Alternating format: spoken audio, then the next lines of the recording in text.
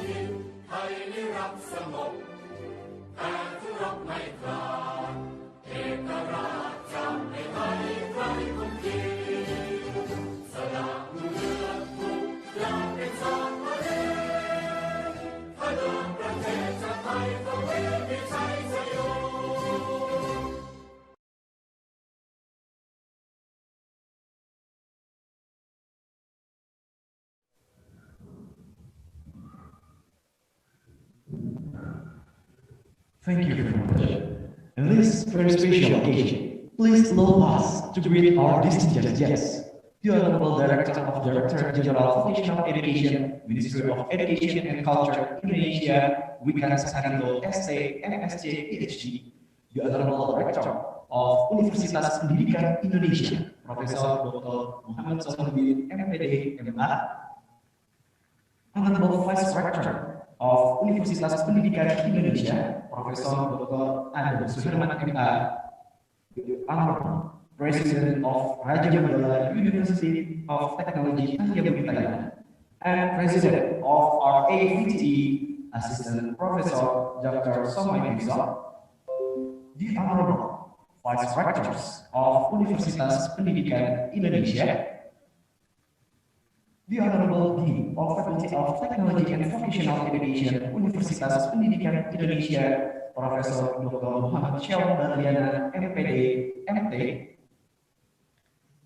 the Honorable Dean of Faculty of Technical Education, RMUTT Thailand, Dr. Anon Yomo, Advisory Board Member of our AVTE, Executive Board Member of Dr. Engineering Agus Setiawan, Vice Deans in Faculty of Technology and Vocational Education, Universitas Pendidikan Indonesia, Director of Postgraduate School, Universitas Pendidikan Indonesia, Director of Office of International Affairs, Universitas Pendidikan Indonesia, Head of Public Relations, Office, Universitas Pendidikan Indonesia, Head of Departments and Study Program in FPTK UPI.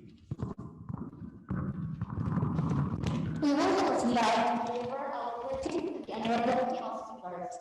First, Mr. Wickham Safarino, ST and STPFD as Director of Directorate General Vocational Education, Ministry of Education and Culture, Indonesia. Second, Assistant Professor Dr. Sumay Yusof as President of Raja Mandala University Technology, Tanjaburi, Thailand. And third is Professor Dr. Asnul Dahar Minhad from University Technology Malaysia. And the fourth is Associate Professor Dr. Michael Gross from Karlsruhe Institute of Technology, Germany. And also the last one is Associate Professor Dr. Dani Meron from Universitas Pendidikan Indonesia. Greeting to all committee members from Universitas Pendidikan Indonesia and all committee members from our MUTT.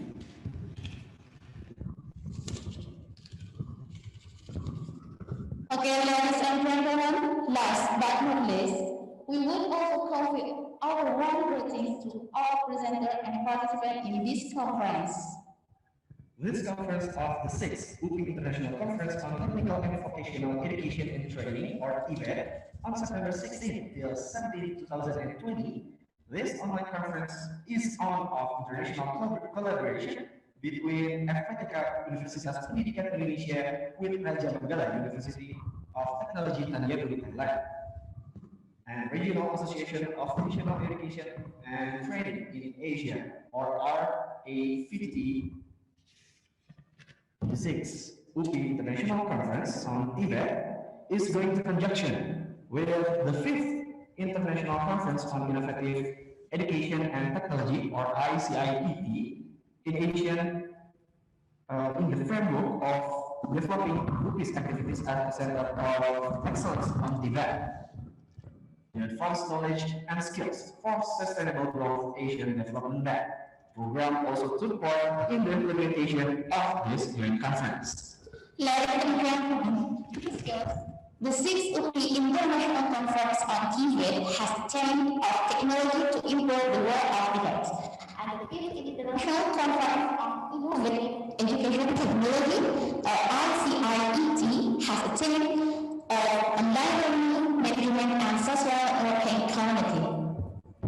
This conference brings together academia, researchers, practitioners, and policymakers who are responsible for improving the world of TVET by technology. Ladies and gentlemen, we are now going to listen to the report from chairperson of the 6th TVET conference, Ms. Ilham Daniel Saleh, PhD, from Universitas Pendidikan Indonesia. Please welcome Ms. Ilham Daniel Saleh, PhD, to the stage.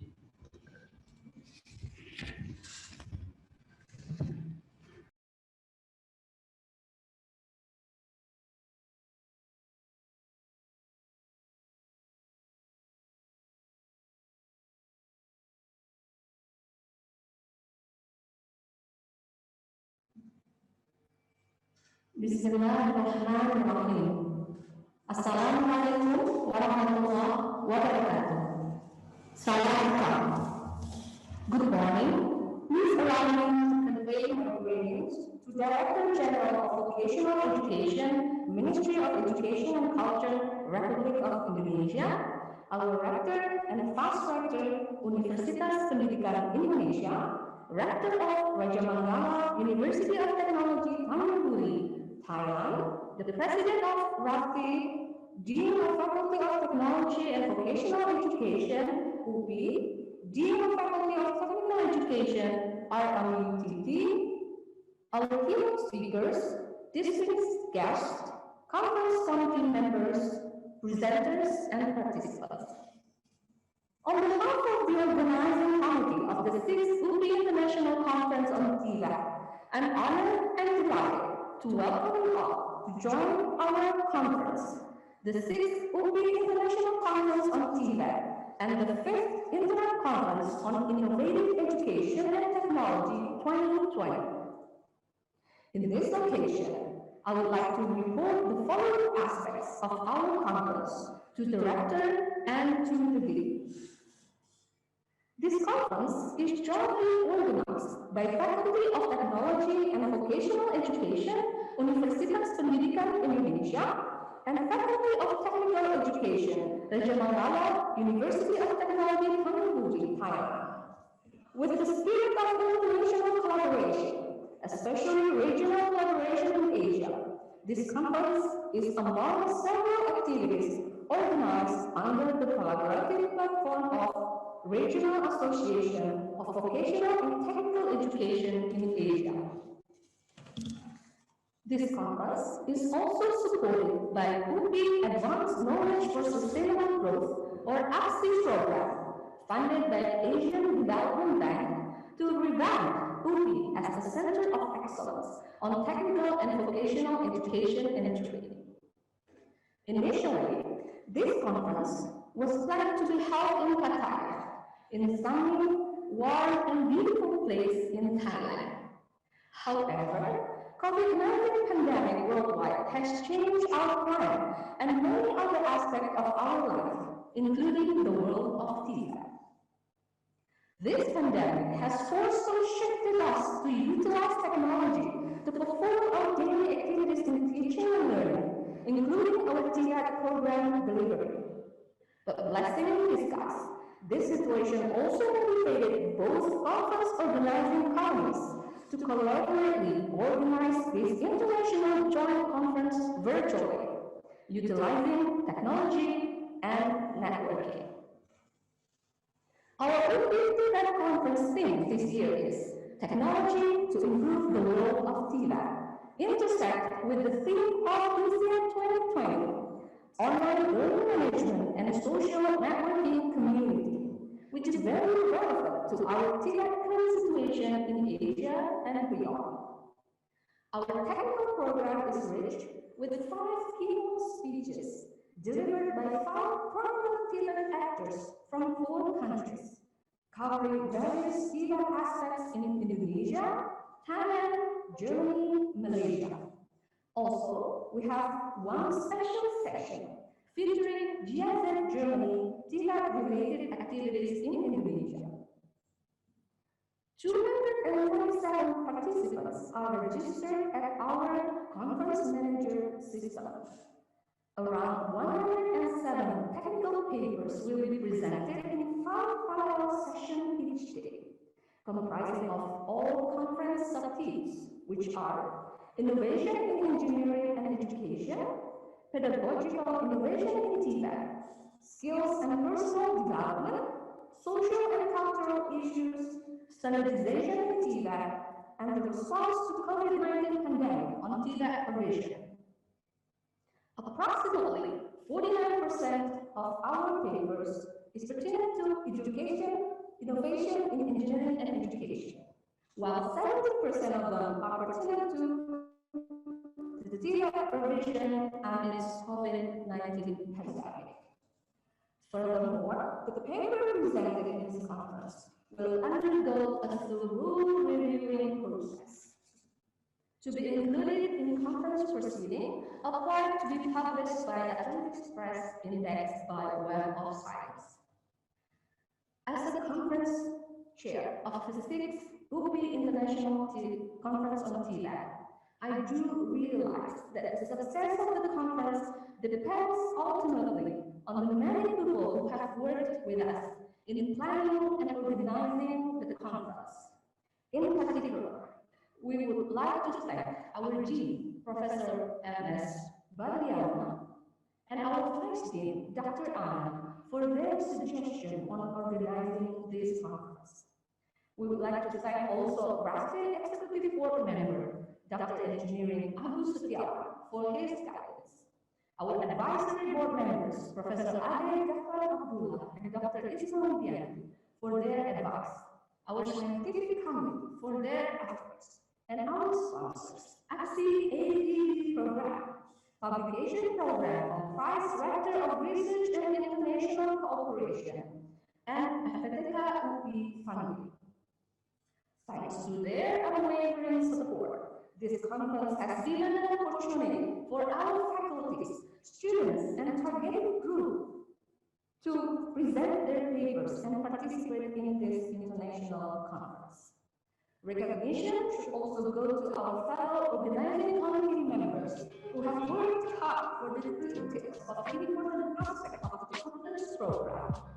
Acknowledgement also goes to our teamwork with RMUTT, especially the chairperson, for the collaborative work we have conducted for the past months to prepare this joint conference. With that note, please take this report as our accountability in preparing for the conference. On behalf of the conference committee, we would like to kindly ask our rector, represented by our Vice Rector of Research and International Cooperation, to officially open this conference. We wish us all a fruitful and successful seminar. Thank you very much. Wassalamualaikum warahmatullahi wabarakatuh. Sawadee.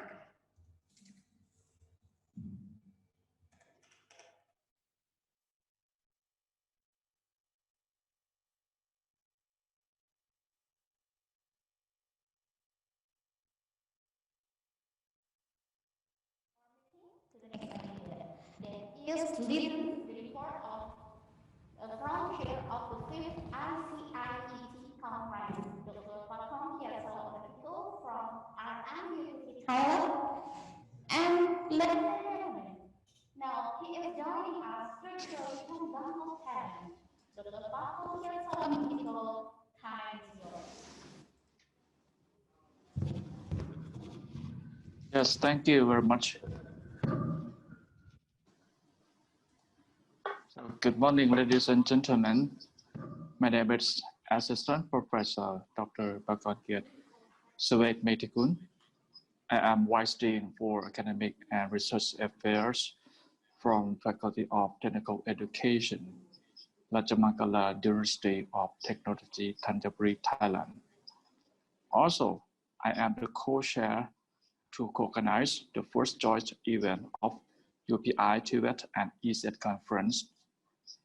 The International Conference on Innovative Education and Technology, or ICIET, has started since 2016. This event, ICIET 2020, is the 5th time of our international conference, which is co-organized with our great partner institutes, including Universitas Pendidikan Indonesia, University Technology Malaysia, and National Pinto University from Taiwan. In addition, we have a great support from several colleagues, institutes, which are the member of ASEAN Network through the Regional Association of Vocational and Technical Education in Asia, or RAPTE. Due to COVID-19 pandemic, this event has changed from July to September, and in particular, from on-site to online as new normal. So the theme of this year is online learning management and social networking community. And we have 4 sub-themes, including The first, innovation technology and engineering education. The second, information technology and digital for education. The third, social sciences and education. And the fourth, vocational and technical education. However, ICIET, we have 55 papers submitted through our submission system, and 40 papers of them have been accepted to be oral presentation. Those papers are from Thailand, Malaysia, Philippines, and Taiwan. As mentioned before, this event, we have 5 keynote speakers from Indonesia, Thailand, Malaysia, and Germany to share their great experience to you. In the ICIET conference, there are 20 papers chosen to publish in the conference proceeding, and 20 papers chosen to publish in the proceeding index in Web of Science, which is in cooperation with LT Press and UPI. Finally, I would like to thank RMUTT and UPI staff to arrange and comfort everything for this event, especially our best colleagues from ASEAN Network, Dr. Aina, Dr. Ilham from UPI, as well as Professor Dr. Yusuf from UTM. I hope everything would be great and successful as our expect. Thank you very much.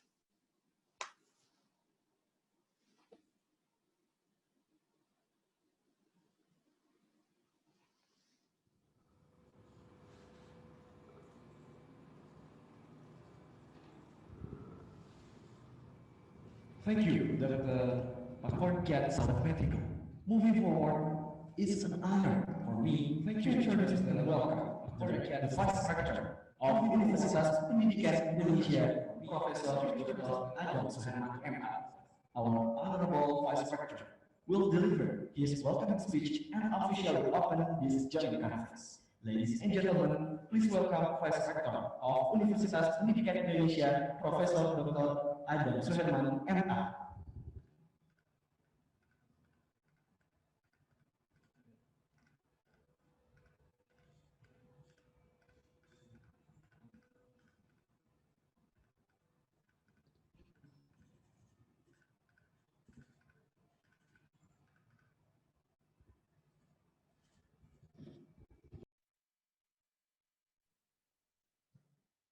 Thank you very much. Bismillahirrahmanirrahim. Assalamualaikum warahmatullahi wabarakatuh. The honorable invited speakers, distinguished guests, presenters, and participants of International Joint Conference, the 6th UPI International Conference on Technical and Vocational Education and Training, and the 5th International Conference on Innovative Education and Technology 2020 Raja Mangala University of Technology, Thaniaburi, Thailand. On behalf of Universitas Pendidikan Indonesia, it is a great honor to extend to you all a very warm welcome to this virtual conference broadcasted from Bandung, Indonesia. It is an appropriate time for all of us to organize with colleges across the world in the conference in the field of technical and vocational education and training. However, it is also an happy time when worldwide pandemic of COVID-19 hit us. Our plan and many other aspects of our life shortly changed, including the world of TVET. This pandemic has forcefully shifted us to the utilization of technology to perform our daily activities in teaching and learning, including our TVET program delivery. I am proud that among this unfortunate situation, both conference organizing committees collaboratively organize this international joint conference virtually, utilizing technology and networking.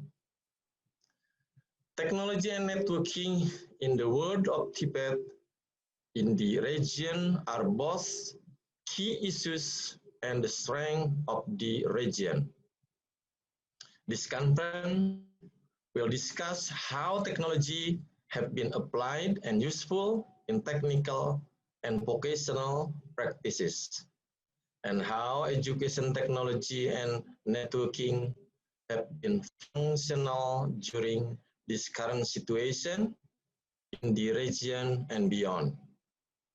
This joint conference is important of international collaboration among universities worldwide and region-wide.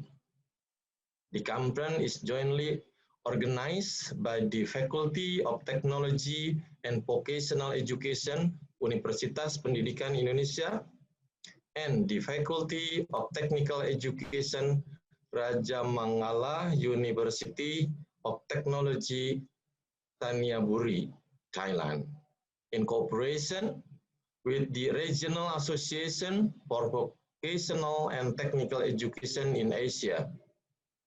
UPI, with its Advanced Knowledge for Sustainable Growth program, funded by ASEAN Development Bank, is committed to make the university as a center of excellence on technical and vocational education and training.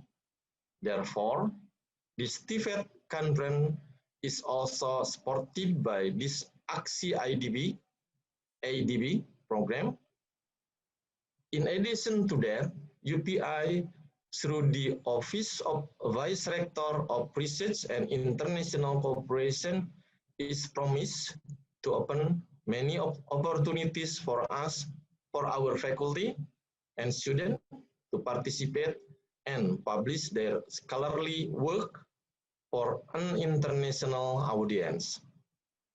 This international conference and publication opportunity proof of our program to reach the target in research, publication, as well as international collaboration. I am pleased to let you know that as a part of the biannual UP TVET conference series, this conference series has successfully brought together actors of the global TVET sector. This conference series has been as a place for exchange of knowledge and of example of good practices of collaboration in TVET at all levels within the last decade. Previous UP TVET conference have been attended by scholars from across the globe and published reputable proceedings. I am proud that having done so, this conference has been a role model for other conferences held by Universitas Pendidikan Indonesia. Finally, I would like to express our deepest thanks to the Advisory Board, Scientific Committee, and Organizing Committee of both countries for enabling this conference to take place. Also, I thank you all for dedicating your time to attend to this conference virtually. For the rest of my speech, as the committee mentioned, I officially open this international joint conference by saying Basmalah together. Bismillahirrahmanirrahim. I wish we will have a very productive and successful conference. Thank you very much. Wassalamualaikum warahmatullahi wabarakatuh.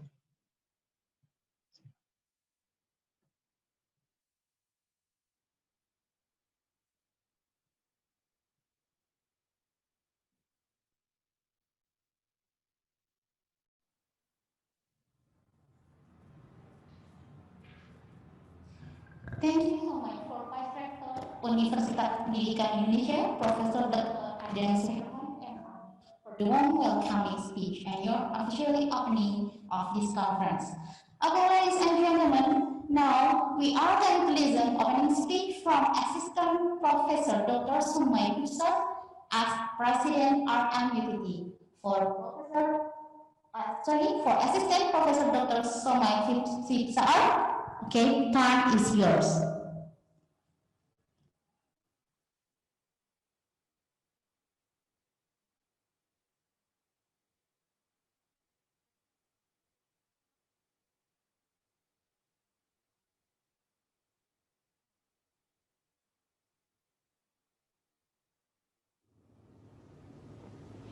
On behalf of Rajamangala University of Technology, Tanjaburi, and Regional Association of Vocational and Technical Education in Asia, or RAPTE, it is my great pleasure to cordially welcome you to join our event, the 5th International Conference on Innovative Education and Technology, or ICIET 2020. I would like to express my appreciation to our distinguished keynote speakers for giving us special lectures, updating us about the latest trends on technology, innovation, and educational change today to provide us broader range of advanced skills that something we can teach to our students. For them to be able to learn more effectively and equip them with skills when they enter the workforce. Furthermore, technology integration truly is an international partnership in the knowledge economy and information society. Teachers and students need to be able to search for, analyze, and manage huge amount of information. They also must be able to use that information to solve complex problems and create new knowledge and cultural products. Therefore, the appreciation of information, communication technology on innovative education to manage information and solve problems is an important set of skills. Also, various applications of information technology can support the pedagogical change that are needed to implement new curricular visions. Subsequently, this colloquium marks another important step in enhancing updated current development trends in the world on how technology dominates every aspect of education and innovation in the digital economy, including online learning management and social networking community. Digital economy has a direct impact on our educational systems. This poses a serious challenge to educators around the globe to develop the state-of-the-art learning innovations. I strongly admit that learning innovation is the most powerful tool for every level of education in the digital age. Finally, I would like to take this opportunity to express my sincere appreciation to all the distinguished keynote speakers, distinguished guests, and participants for their valuable contributions that make this conference successful. May I also express my sincere thanks to the Faculty of Technical Education and Universitas Pendidikan Indonesia, UPI, for hosting this event. My warm welcome and regards to all.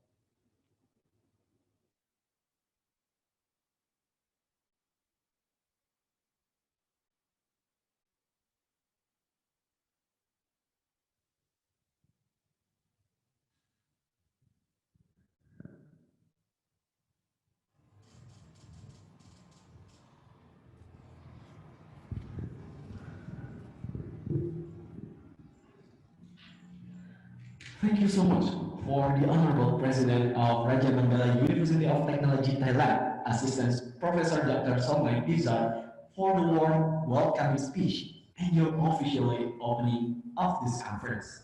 Ladies and gentlemen, now that this conference is officially started, we are going to proceed the plenary sessions of this conference with our prominent keynote speaker.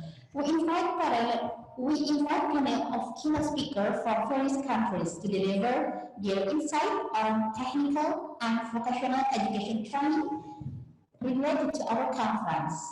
For this agenda, first, we would like to invite Ms. Anna Ramdhanisari as moderator of plenary sessions. Ms. Anna Ramdhanisari will introduce our speakers and also moderate the keynote sessions. Ms. Anna Ramdhanisari, time is yours.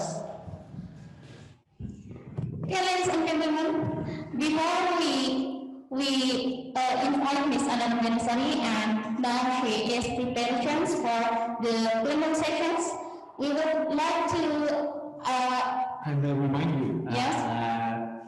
please turn off or turn on your camera while your voice is turned up. and also please use your virtual background, and please make sure that your name is right. Okay, once again, we would like to remind you that kindly please open your camera, or please on your camera, your video, and also please mute or off your audio. Don't forget to use your virtual background in this conference.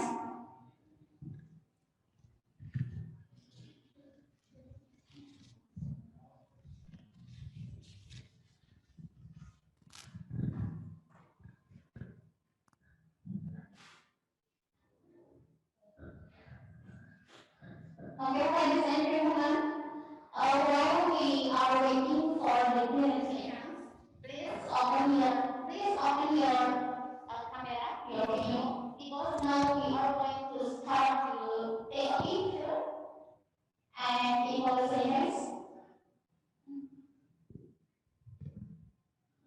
Okay.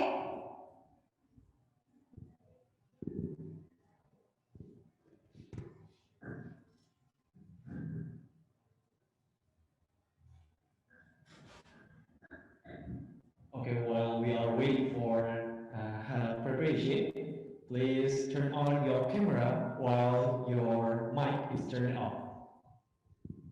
And please make sure that you apply the virtual background that our committee has been shared before.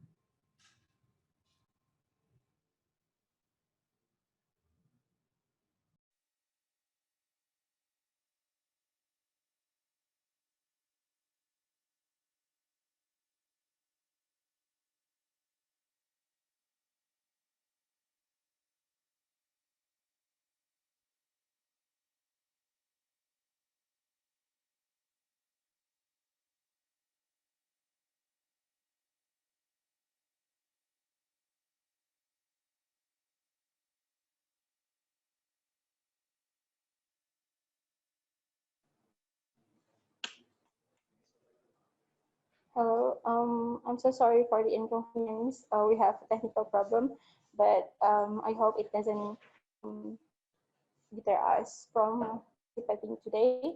I think Mr. Wikan is already here with us today.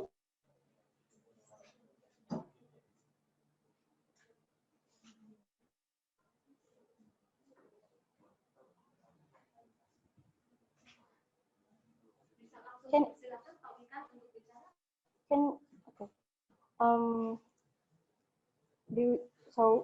Without further ado, I would like to invite Mr. Wikan Sakarinto to present his presentation. For Mr. Wikan, are you ready to present?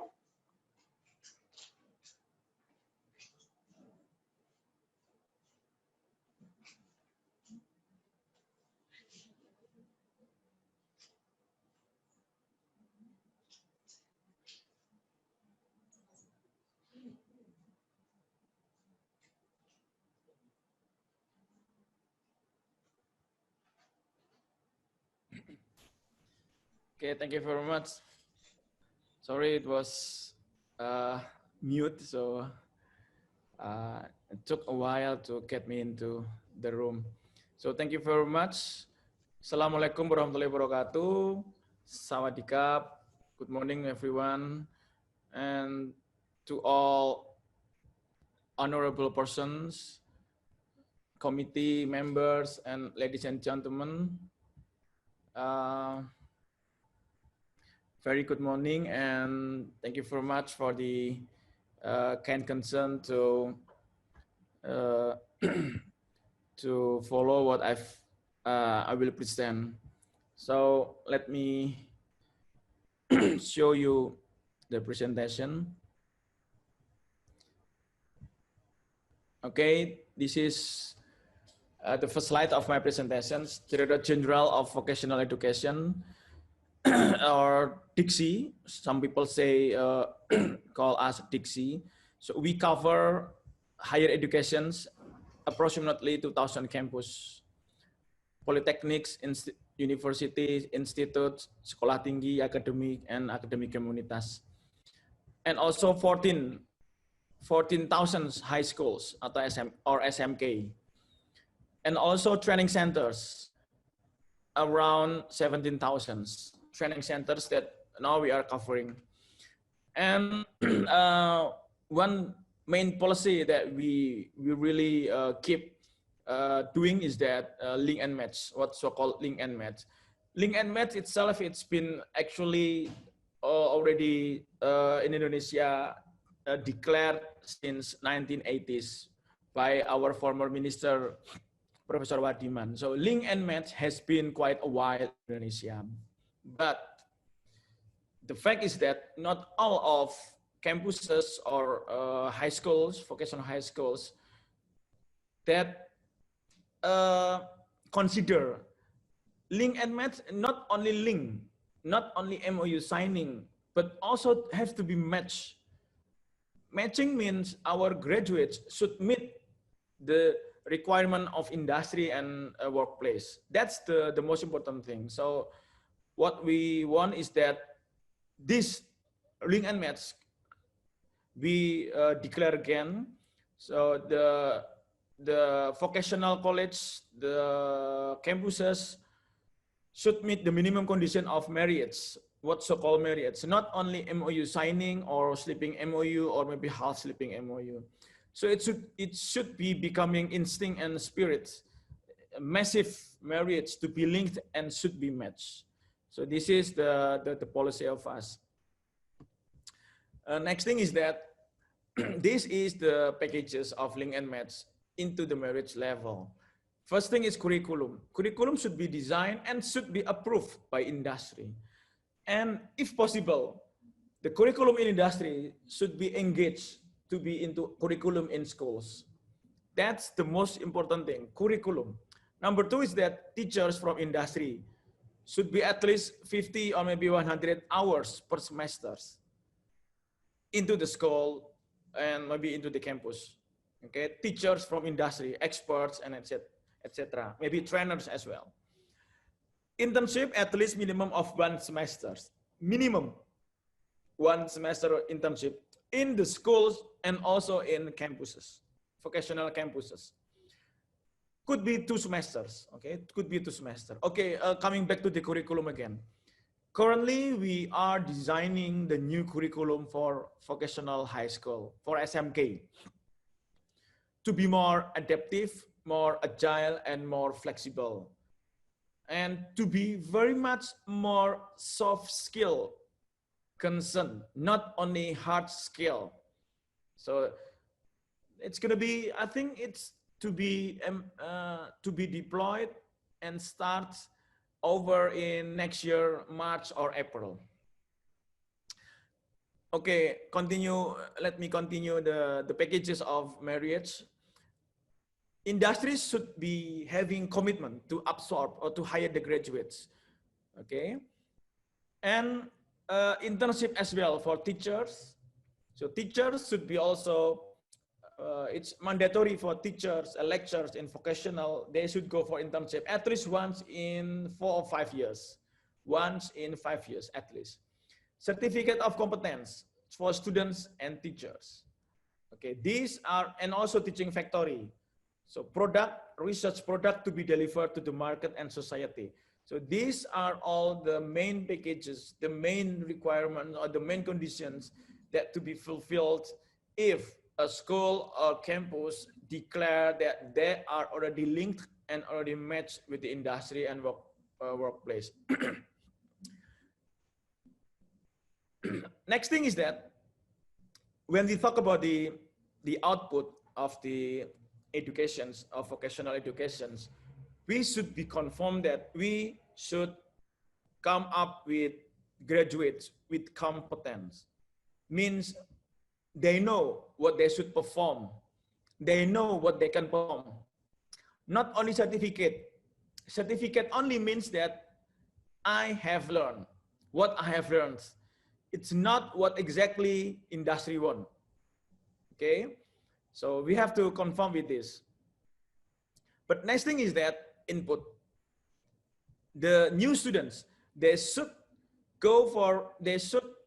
have passions and vision why they choose to study in vocational and put their future within the vocational scheme.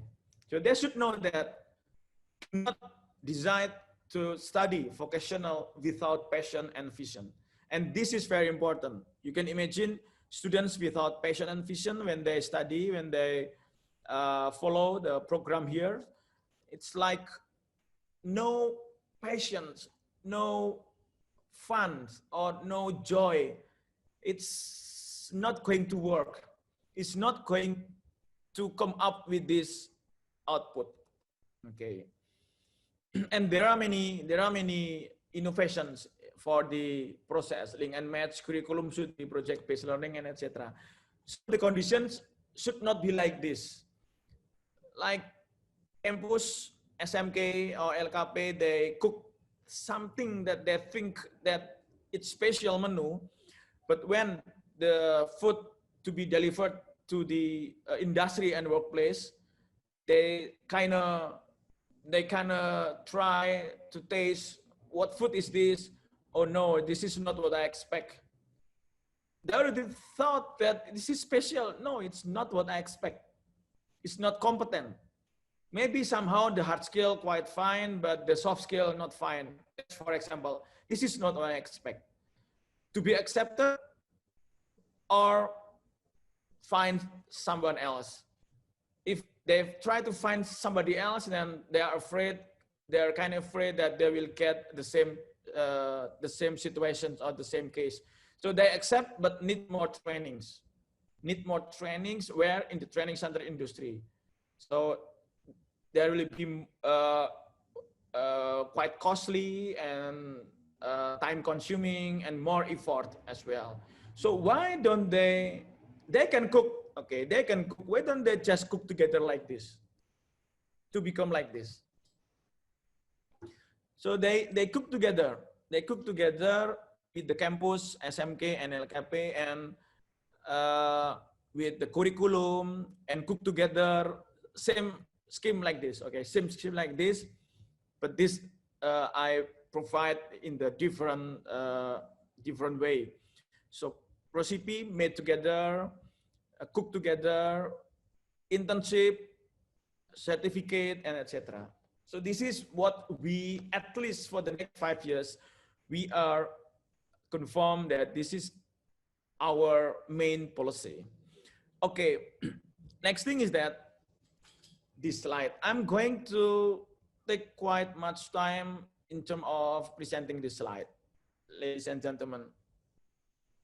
So this is the look of the picture when a vocational campus or SMK or training centers, but I put stars here. So not all of this applies for training center, but almost all of this applied for vocational campus and SMK. This is the picture or the conditions when a vocational campus or SMK are already in the link and very match with the industry and workplace. Okay, first thing is that I would like to show you that assume red dots it's vocational campus, blue dot SMK, and yellow dot stands for training center. So you can see not all of this. For example, here you can there is no blue dot here, so not all of this applies for these schools. Okay, first thing is that graduates competence. I already told you the output. Okay, the graduates should be competent. They will get academic certificate of competence, portfolio of their projects, based learning project that they have accomplished, English certificate, soft skills that lead to high employability and good career. And there are 3 possibilities of the graduates: to work, to pursue further study, or to be entrepreneurs. Okay, this is the very important things that we have to take it into account. Next thing is that curriculum. So the picture of link and match schools is curriculum. Should be adaptive, agile, and flexible, and to be created, designed, and approved together with the industries. So curriculum is the most important things. Not only create, not only design, but to be approved. Not also only hard skill, but soft skills. Soft skill based and soft skill mindset. I believe that hard skill is important, but soft skills will last longer, very last longer, or last forever. It works. Hard skill, they have to work, they have to study, they have to learn a lot more when they graduate. They still have to learn more, because hard skill, they need to improve also the hard skill. But soft skills, if they are very good in soft skill, then they can improve their hard skill very much easier compared to when they are not strong in soft skill. Project-based learning into almost all subjects. Delivering the subjects, delivering the teaching materials. I'm thinking of not only like in a week, a teacher, they should get into the class twice when he are responsible delivering particular subjects, and then again and again until the semester over. Not like that. Instead of that, teachers should be able to bring real case into the class. And all subjects should be contextual based delivery. You can imagine that, for example, language, Indonesian language subject. A student managed to get A, a very good grade for the subject, but in the reality, he or she cannot speak very well. They cannot communicate. They have no idea on how to present an idea. They have no idea on how to work in with their teammates, teamwork. They are not ready to accept differences. So what's the point of A grade in language if they or she or he cannot apply for their soft skills? So again and again, I'm not so much happy if the students only pursuing higher GPA, not into how contextually applied. Okay, next thing is applied research. The product to be delivered to the markets. This is very also important as well. Do not start conducting research without knowing how going to be at the end the product will be delivered to the market or society. Don't even start conducting research. So it should be start from the end. Start from the market demand. And start from the society needs or problems. And then they can perform conducting the research and don't even think, okay, I'm doing, or I conduct the research because I want to have paper publications, so I want to be professors. And I would say that's a big wrong. That's a big wrong in vocational concept. Conducting research in vocational should come up with real product. Do not think at first publications. Is publication wrong? No, publication is also quite fine. But what comes first is product and then delivered to the market, or maybe patent, intellectual right, and also they can publish. It's fine. But do not think only publication to be professors. That is a big, big wrong in vocational research. Teaching factory or teaching industry. It's like the factory of ideas, the factory of prototypes, and to be linked and matched with the industry for the mass productions. So I'm not thinking of campus or SMK. They are doing the mass productions, like manufacturing within the schools. I'm not thinking like that. Instead of that, it's a factory of ideas, a factory of project-based learning that coming up with that come up into the real product or prototype. And since the prototype conform the mass production, we just let the industry to do that. Okay, that's the teaching factory and teaching industry. Next thing is that input. I told you in the previous slides that input takes a very significant place. It's very important. Okay, I'm not expecting very genius students. No, instead of that, I'm expecting students with strong passions and visions. I do not need high IQ. I do not think that. I don't expect like a very beautiful lady and very handsome guy to get married without love. No, no, no. I'm thinking of maybe ordinary people, they are getting married, but with very strong love. That's what's so-called passion. Okay, input. And I expect students' achievement, not only in academic achievement, but also in competitions like applied science, sports,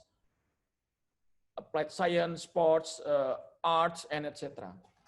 So I do not expect students only pursue higher GPA. Okay, GPA should be high. Okay, I agree that. But soft skills, not only in GPA. Soft skills is to be applied. Okay, we cannot learn soft skill by only theoretical.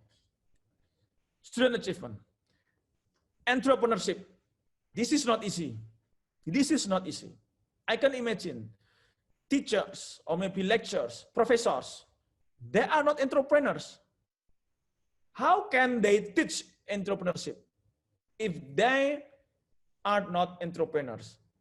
How somebody has never swam in the water, in the pool, or maybe in the sea, and they teach swimming?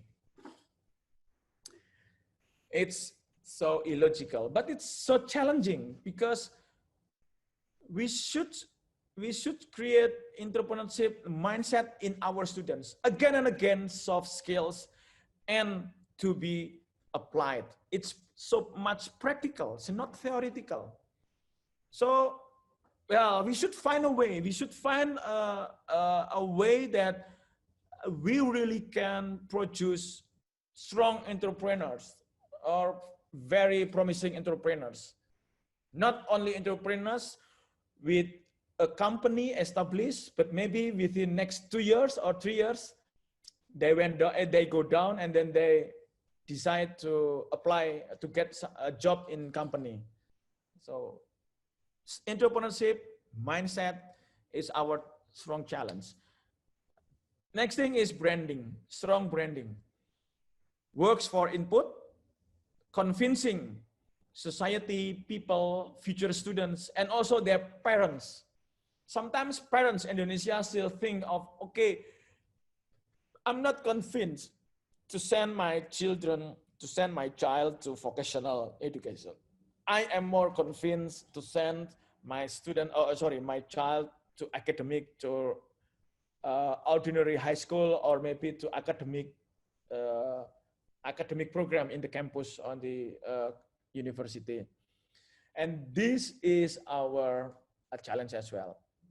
You can imagine even teachers, lecturers, professors who teach in vocational faculty where their children study. In academic, somehow they are not confident with the vocational.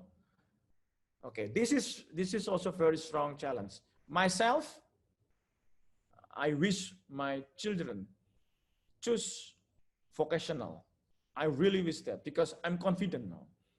So this is also branding. And it should work for the output side. So industry and user, they are confident and they're very happy to absorb the graduates. Principal, deans, directors, okay, principal, dean, directors, they should have strong leadership and innovative. This is very important. Sorry, there is a voice. Okay, let me continue. Okay, coming back to this one. This is a very, very strong, very important aspect. And also this one, human resource, leaders of SMK, of polytechnics, teachers, lecturers, instructors in the polytechnic in SMK. This is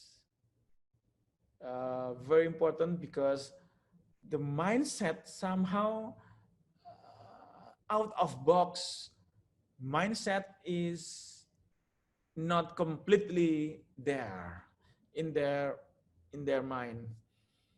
Yeah, I know changing the mindset is very difficult, but we have to change our mindset.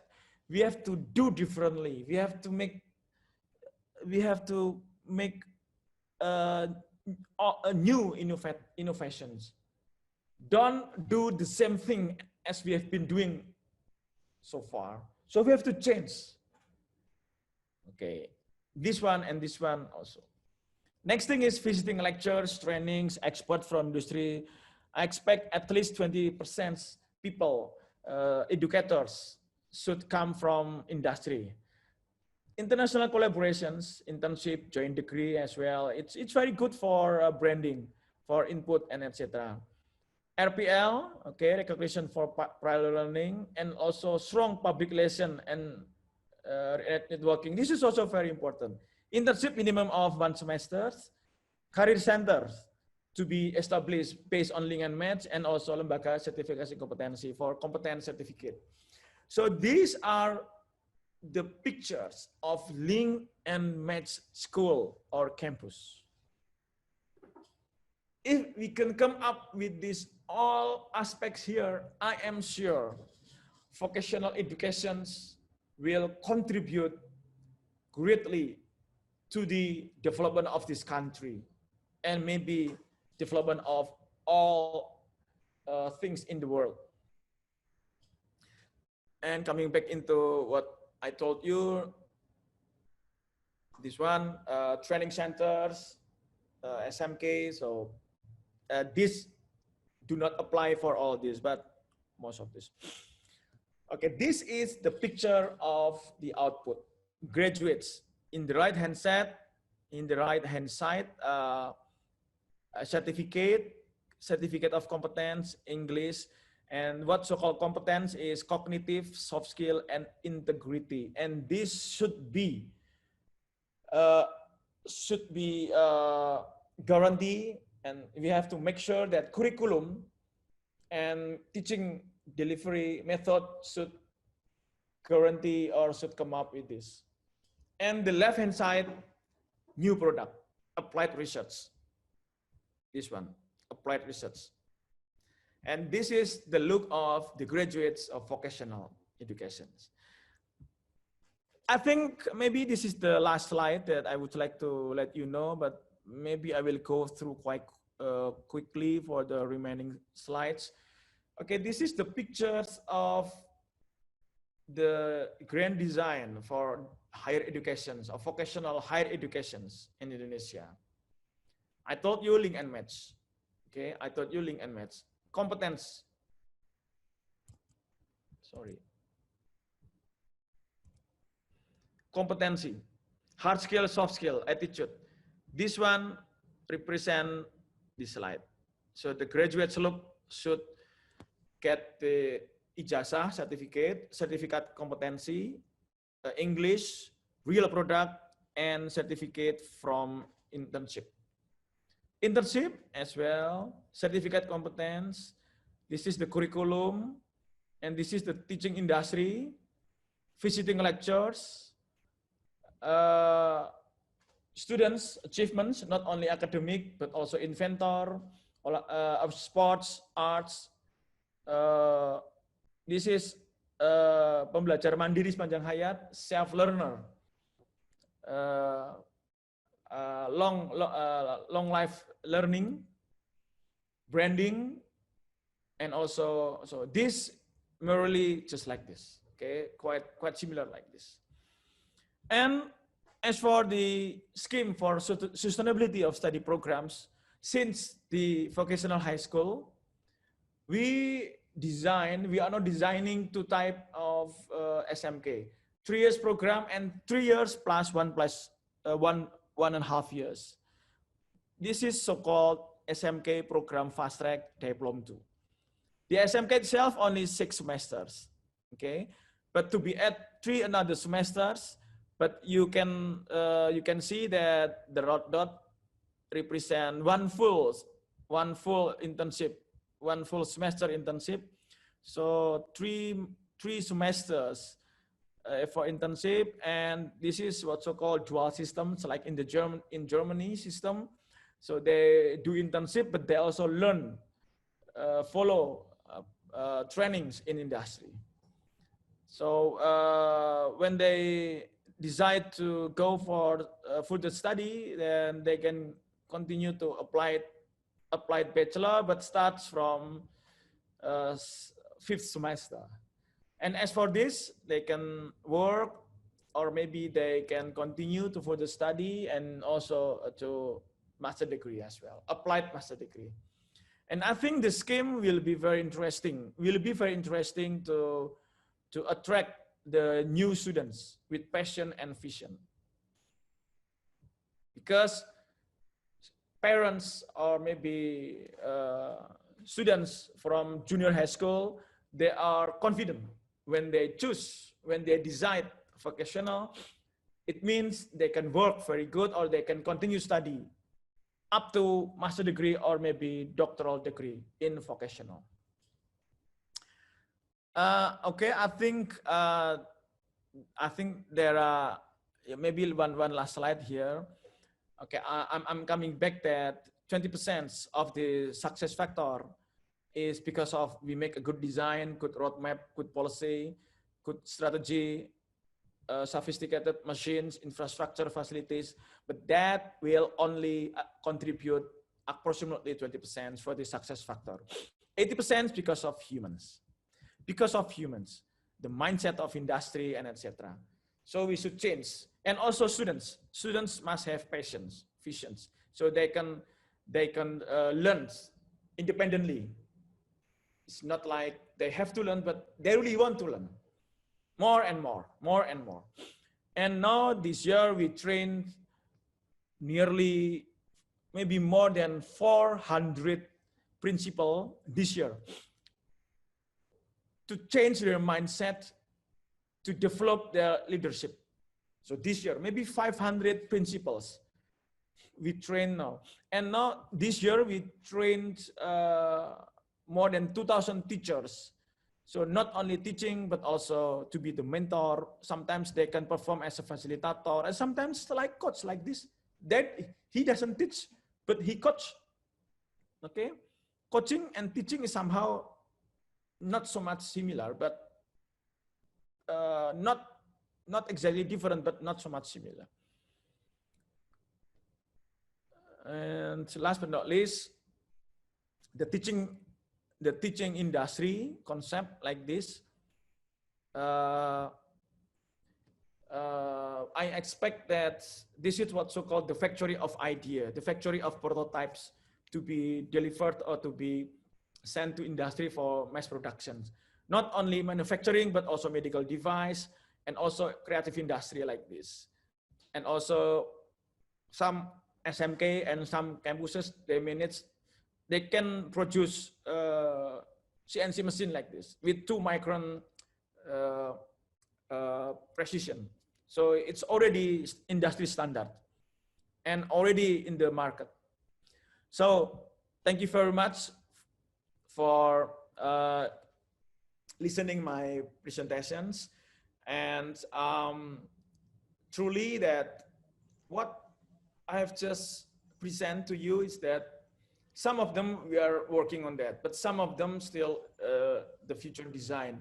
And we know that to realize all of those slides or all of those dreams in vocational is not easy. But we believe that if we want to be a developed country very soon, then I believe vocational education is a strong pillar to be link and match with the industry and workplace.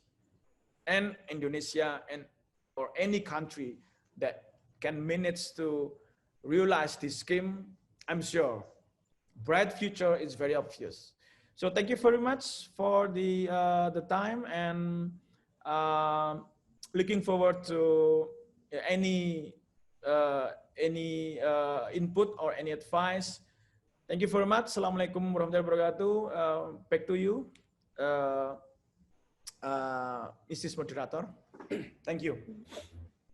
Waalaikumsalam warahmatullahi wabarakatuh. Thank you so much for the thorough presentation, Pak Wika. It is interesting that you mentioned about marriage to describe the link and match, but it is also fitting to describe the link and match that you mentioned earlier. So I would like to remind everyone that if you have any questions, please write down your question on the chat, and I will read them on your behalf. So I think while we are waiting for the questions and for the input from the audience, I would like to bring up some interesting point. So we know that not all vocational high schools have the same abilities to adapt to the new curriculum.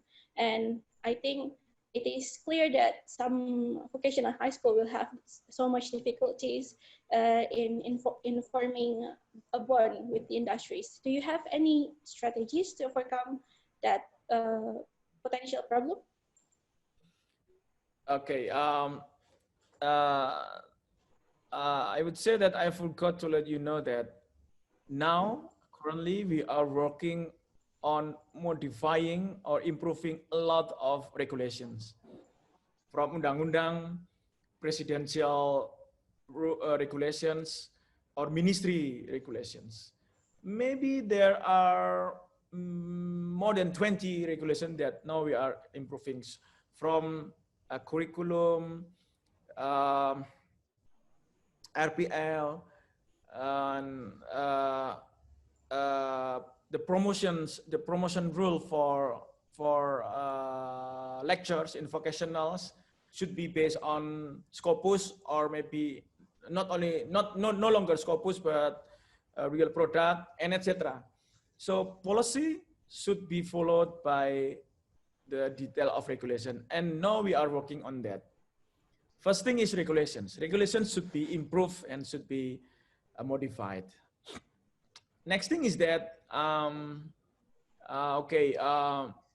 now we spend quite a lot of money this year. The strategy is that the money should not be deployed into directly physical facility. No. Number one is human resource mindset.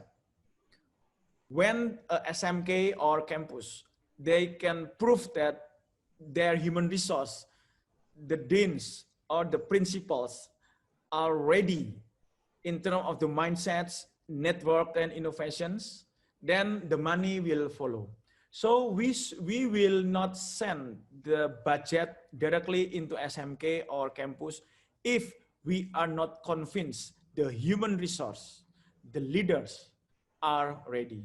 So first is human resource, next thing is the budget for the money. So I think that's two main strategy this year and next year. Okay, so you will be improving the human resources in high school, Yes. in vocational high school first, right?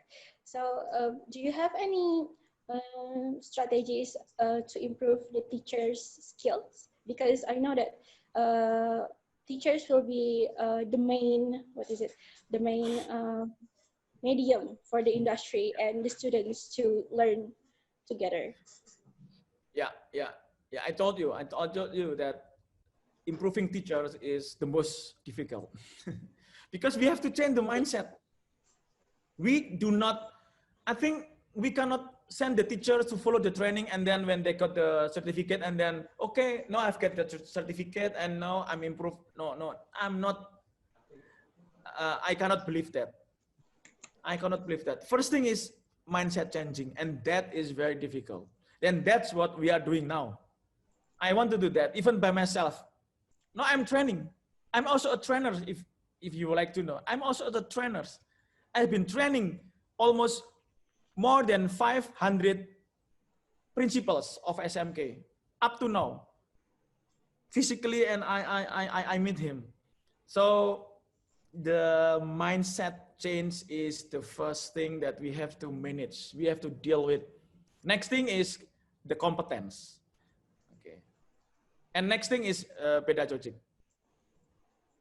And that's not easy. But we have to do that. We have to keep doing that. We have to change the teacher mindset.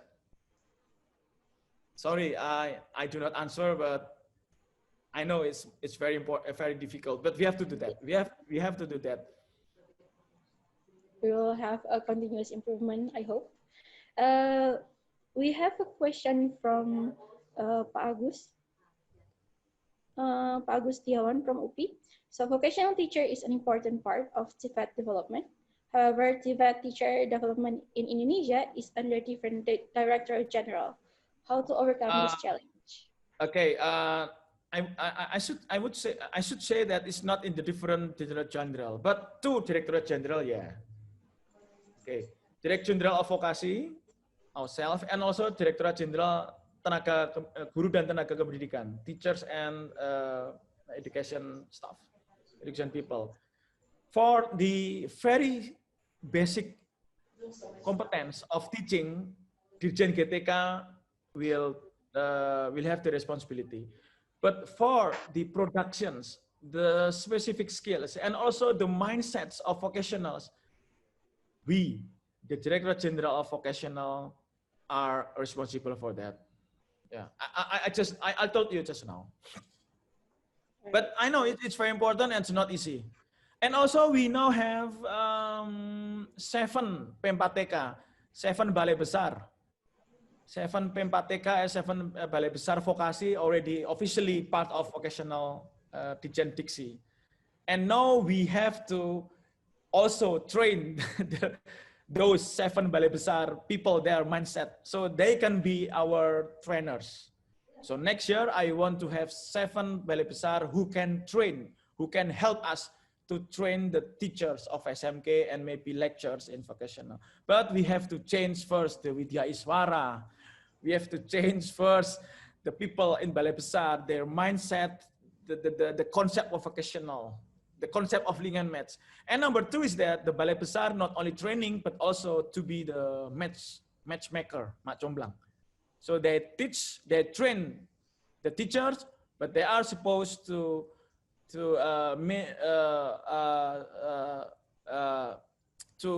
support the teachers who they train to be able to get married with industry.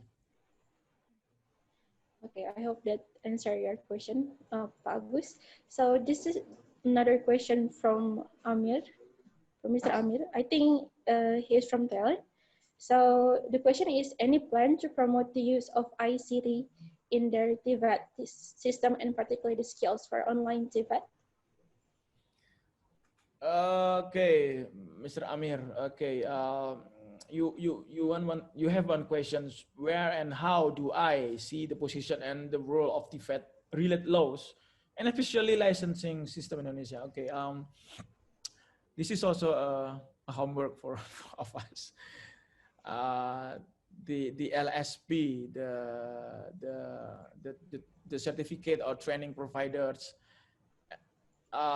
Somehow we have to work further to connect PNSP, to connect LSP with the industry. We are not supposed to give the graduates with those certificates, any certificates that are not acknowledged or approved by industry. So certificate from, for example, a certificate, competence certificate from LSP. Okay, it's kind of okay.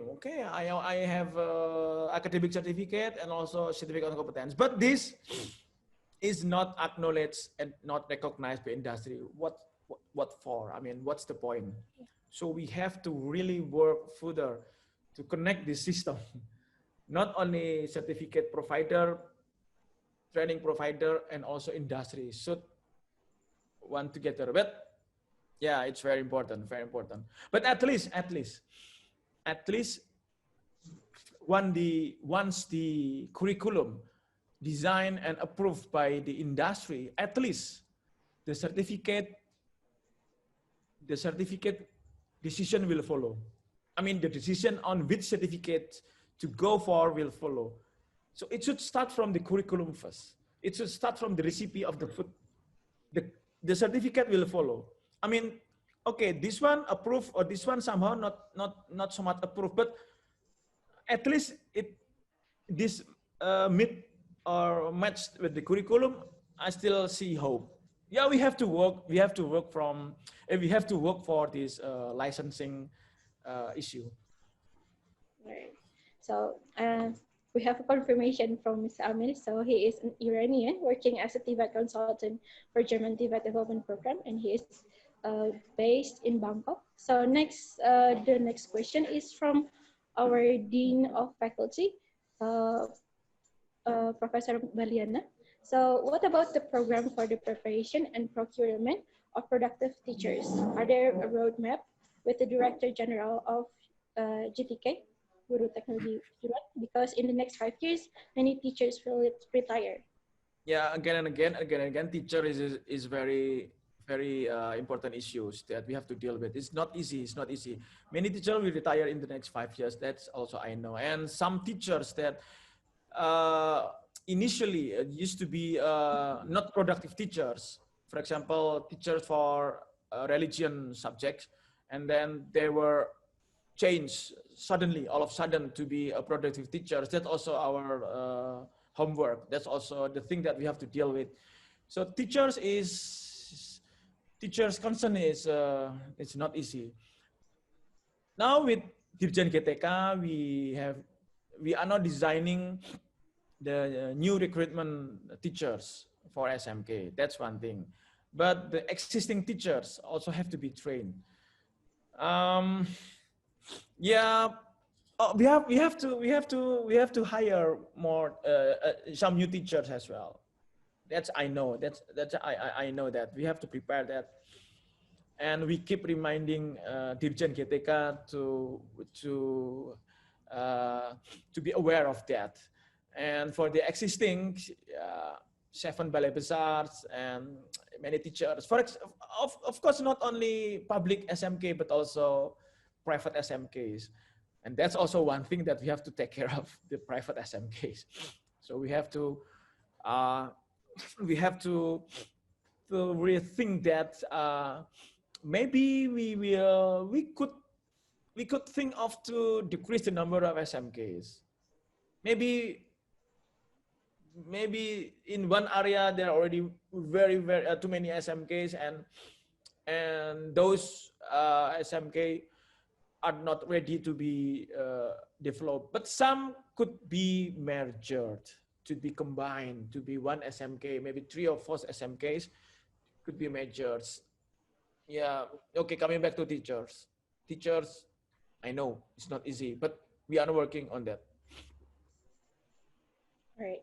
So I think this is maybe the last question. I apologize for other question that I cannot read because we have time limit. So the last question is from Pak Wayan Ratnata from UP as well, from Electro Department. So the question is talking SMK in Indonesia, not only state SMK, SMK negeri, Okay. and many private SMK as well. The problem faced by private SMK is to enhance their output quality, in which they have limited good teacher and limited facilities for producing good skill of their students. How to address this condition, especially to enhance the quality output of SMK in order for the graduates to be ready for work. Yeah, it's quite similar to which I just explained. Okay, we have now the program of SMK COA, Center of Excellence. Center of Excellence SMK, we design next year to be another 400 or 500 new SMK of Excellence, and we've had around more than 500 SMK, COA SMK or improve SMK. But I think, yeah, it's not enough. I mean, 500 per year. We have 14 SMKs. We have another 10,000 SMKs that we need to improve, and also the human resource. Since I told you that we are not going to send the money before the human resource are already fine. I mean, already developed or already. Yeah, but yeah, I know, and yeah, I know SMK is a big issue of us. There are maybe thousands, a lot, quite some good SMKs, but there are some other that we have to take care of. So coming back into teacher issue for this SMK, maybe I would like to come back to the leaders. How hard the situations, how hard the conditions, how difficult the challenge. If I believe, if the leader and those people who help the leader, they manage to have a strong leadership, innovations, doing something different, I'm sure they will find a best way to deal with the situations. I know it's not going to be ideal because we have to wait for the new teachers recruits by the Dirjen GTK. Okay, I know, but there should be a best way, a solutions to deal with these situations. If the leaders have strong leadership and innovations, I believe that. Okay, I'm sorry I cannot answer correctly, but It's all right. I answer with the hope, with Yeah. the strong hope.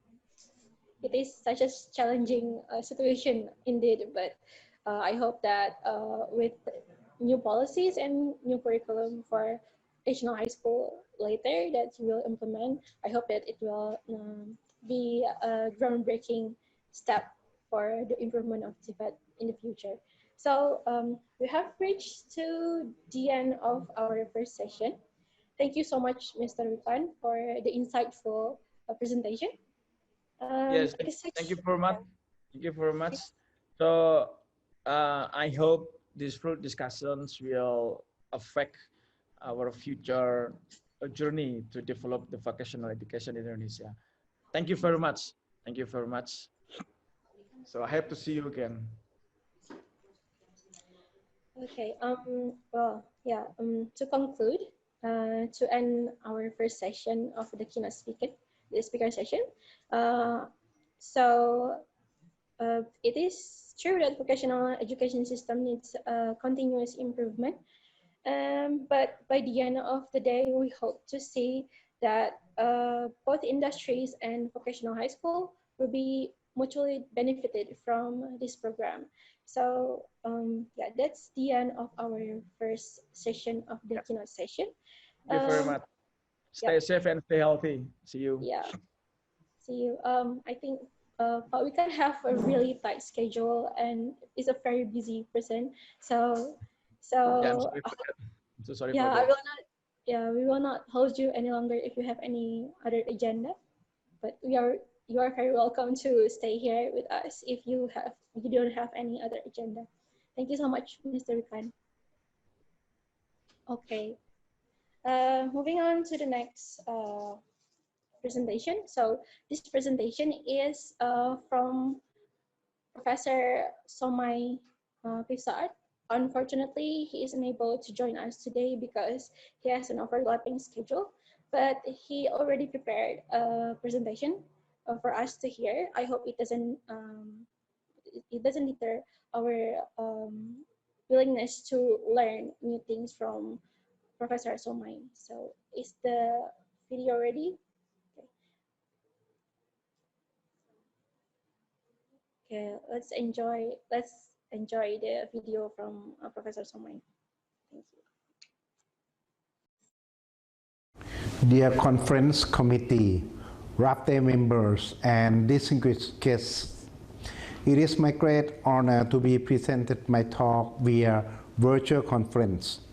Honestly, I think COVID-19 outbreak will obstruct me participating the international conference. Thanks to internet and technology giving us opportunity today. Today, I would like to talk in the topic of innovative university, change mindset of higher education, to transform conventional university to innovative university. Setting mind of all members is an important issue. Moreover, system, funding, and clear policy are also success parameters. Recently, technologies disrupt our daily life routine. Technology changed physical platform to cyber platform. Technology drive human revolution to technological innovation. Of course, yes, this virtual conference also is driven by pandemic and technology. Me society have to change to we society. If one country can invent COVID-19 vaccine, sharing, but now work-life integration is better. Because we have to work from home, thus we cannot leave our works on our desk and come back home. How about teaching and studying? Online teaching becomes major communication between teachers and students. Some curriculum will disappear and some curriculum will emerge. How do university and our students survive in tremendous change situation? That society and country expect, what society and country expect from university? They expect us to produce multi-skilled workers, high-skilled talents, and innovators. Finally, entrepreneurial mindset is very important. University have to transform and repositioning ourselves to hit the global and the goal. To develop RMUTT identity, RMUTT will deliver smart citizens, smart workers to industrial, and community. Smart city and smart society will sustain and happy both demand and supply sides. To be innovative university, innovative ecosystem inside university have to be set up. Smart management, funding, teaching, and learning pedagogy, student activity, human resource planning and brain circulation is important parameter that we have to focus. We first focus on educational transformation. Presenting slide have to change to coaching. Expanding international education and using collaboration with partners in all levels. It means local, national, regional, and global collaboration have to paralleling do in the same time. But if students don't have passion, they will lose focus. Thus, student activities that increase ideation, imagination, and inspiration have to set up during the courses. Then we will deliver students that can thinking, then doing. They will have creative and eco-friendly mind with high digital and communication literacy. Then we will deliver smart people to new normal society. How to deliver smart people? We have to set up first lifelong learning for all age range and all study purposes. Second, multidisciplinary courses. Fourth, short course training. Fifth, international courses. Sixth, cooperative courses. Seventh, novel courses. And eighth, novel teaching model. To transform research to university and community linkage research. From our policy research, we would like to propose these platforms. First, starting from laboratory to fundamental finding. Output is knowledge and know-how.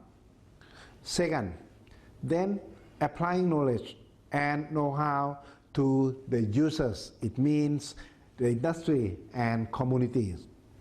So in this step, the teachers have to bring their own students every degree with them. Third, new problems will face during application with user.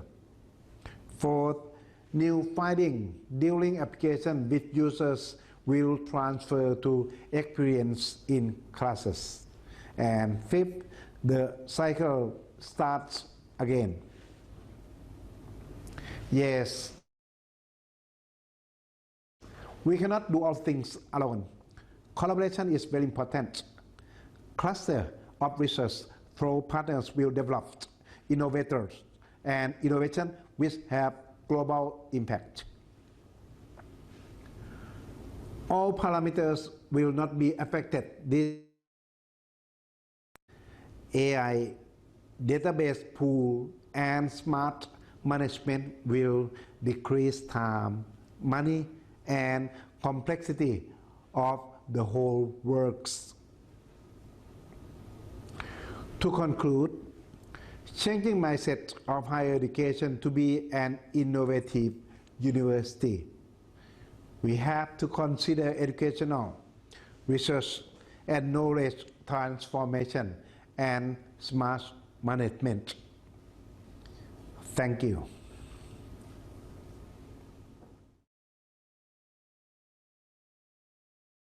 All right. Thank you so much for all the audience to attentively watch the videos. I hope you can all learn. So yeah, it is true that despite the COVID-19 outbreak. It is certainly an eye-opener for us to continuously using in technology in improving ourselves, especially as people who are working in university or higher education in TVET.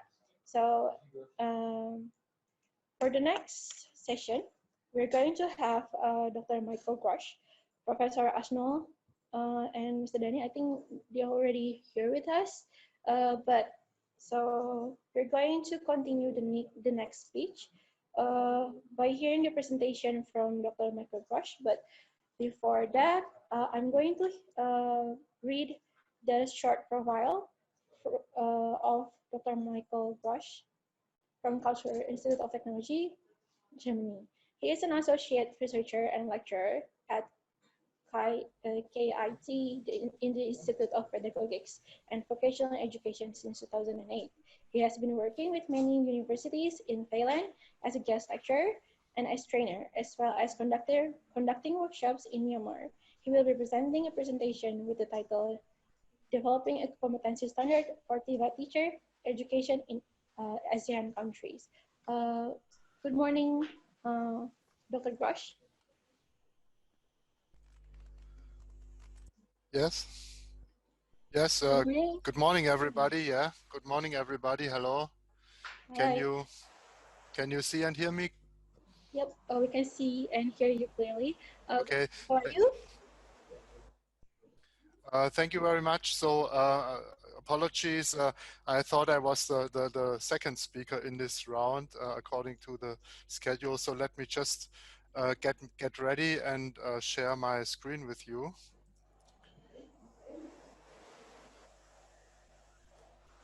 So let me just find the presentation.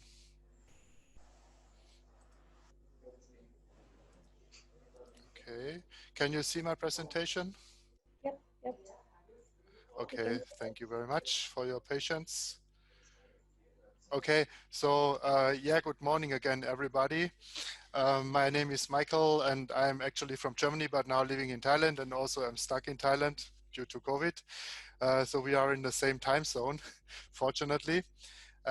Today I want to talk a little bit about a topic that actually is quite closely related to the previous discussion and presentation, as you also discussed on the importance and relevance of having good teachers, good TVET teachers. And so now we have COVID and everybody is talking about e-learning and ICT.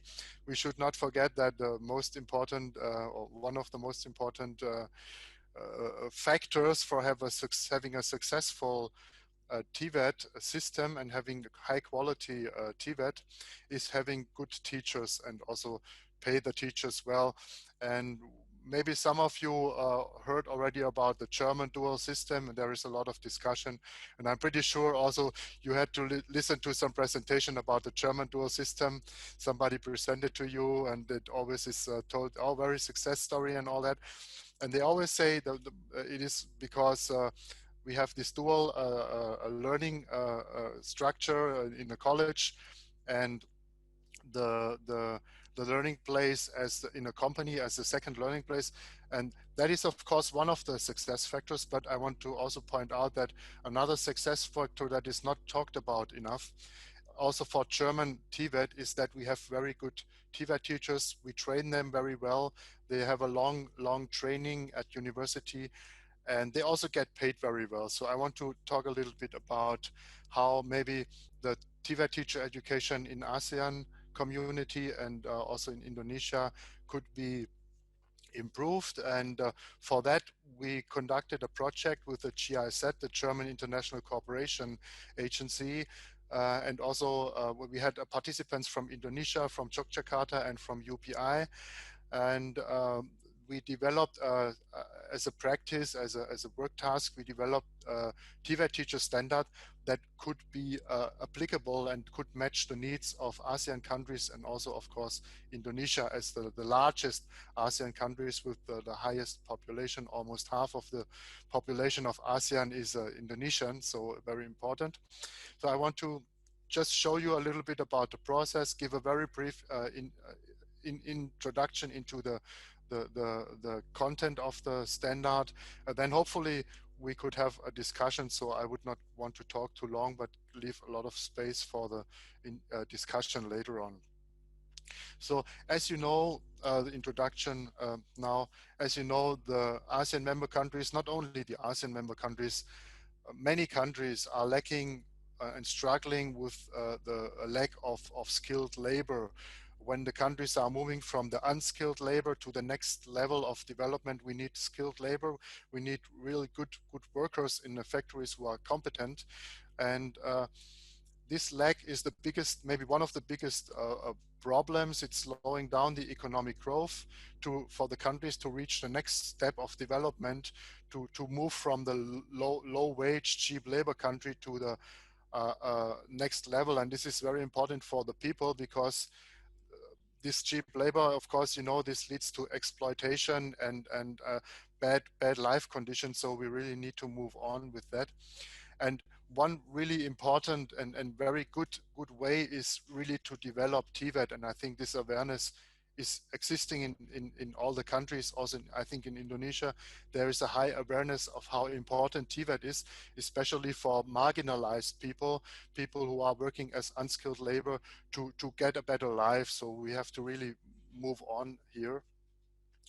And as mentioned already, the quality of TVET is very crucial is to have better teachers. And so we have to really focus on developing the teachers' qualification and competence. And also, of course, not only better teachers, but in general, also a new way of teaching, better TVET teacher training, but also better training in the TVET colleges to have more efficient, more effective TVET education. And for that, we discuss a lot about the modern ways of teaching, action-oriented teaching, competence-based education and all that, and work-based learning and all that.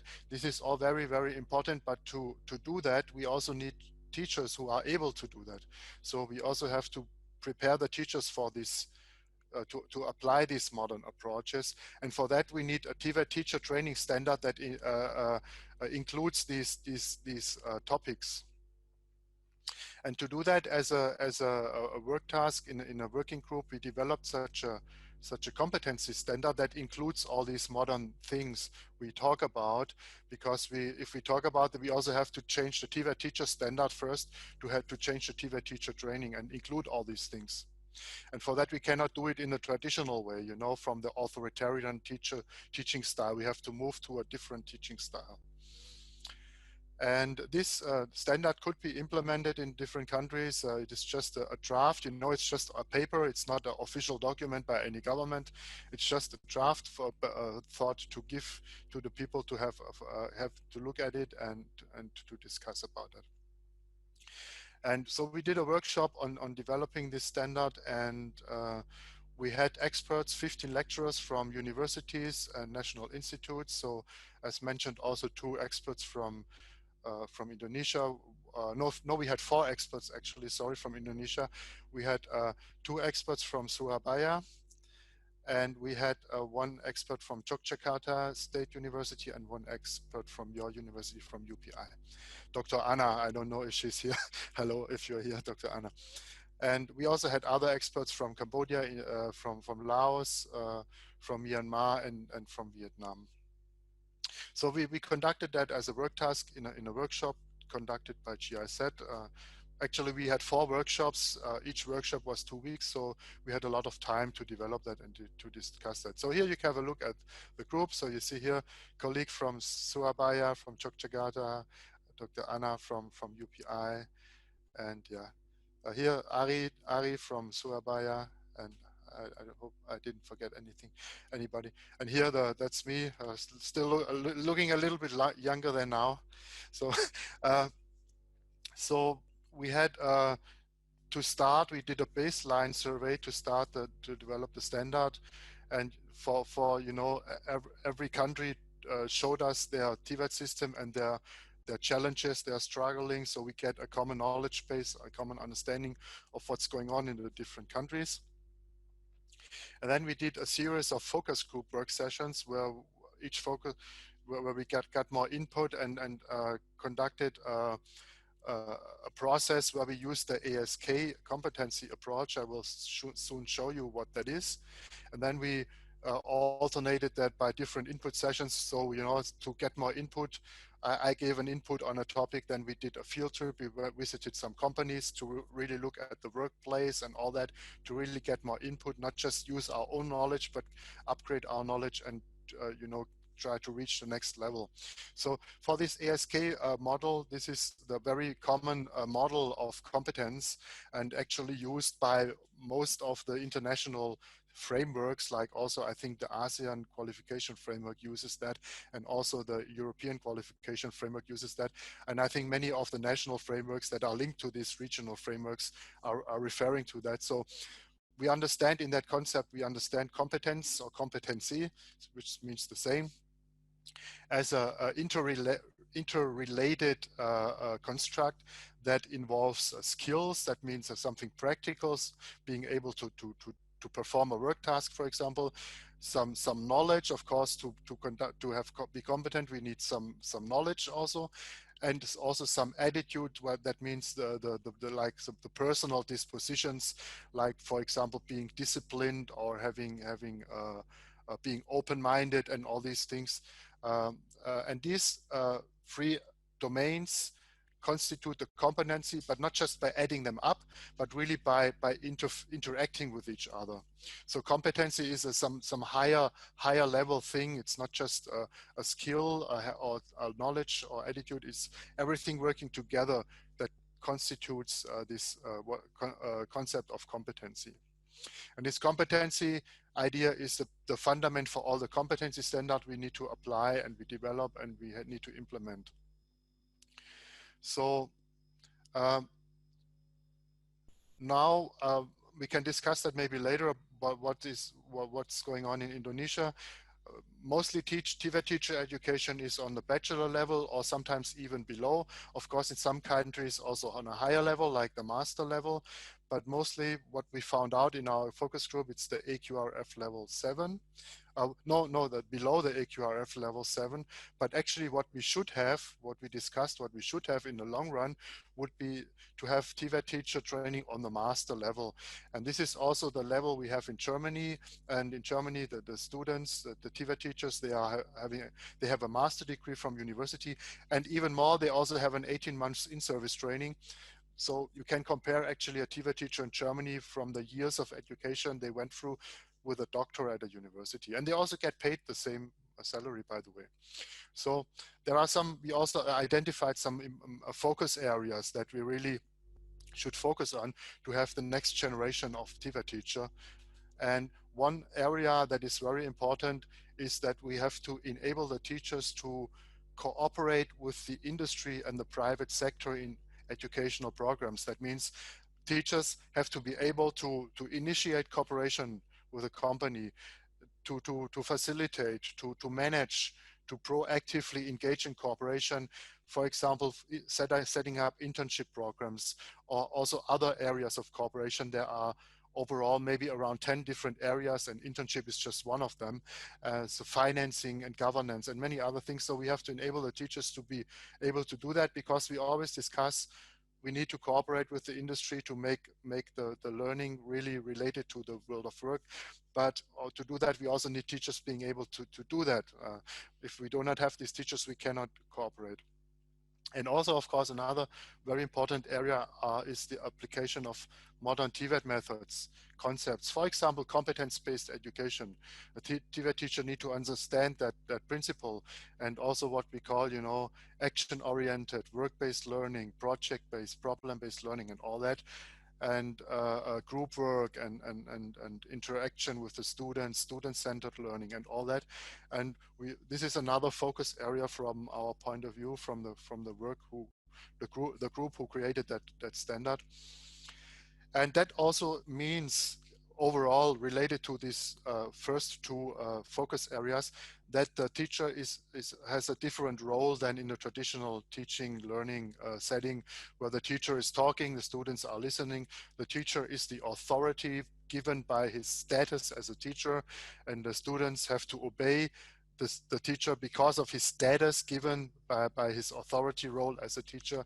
So the teacher has to become more like a facilitator of the learning process, a moderator of the learning process, maybe also kind of a mentor, a coach, a manager maybe of the learning process, and put the student in the center of the stage of the learning process.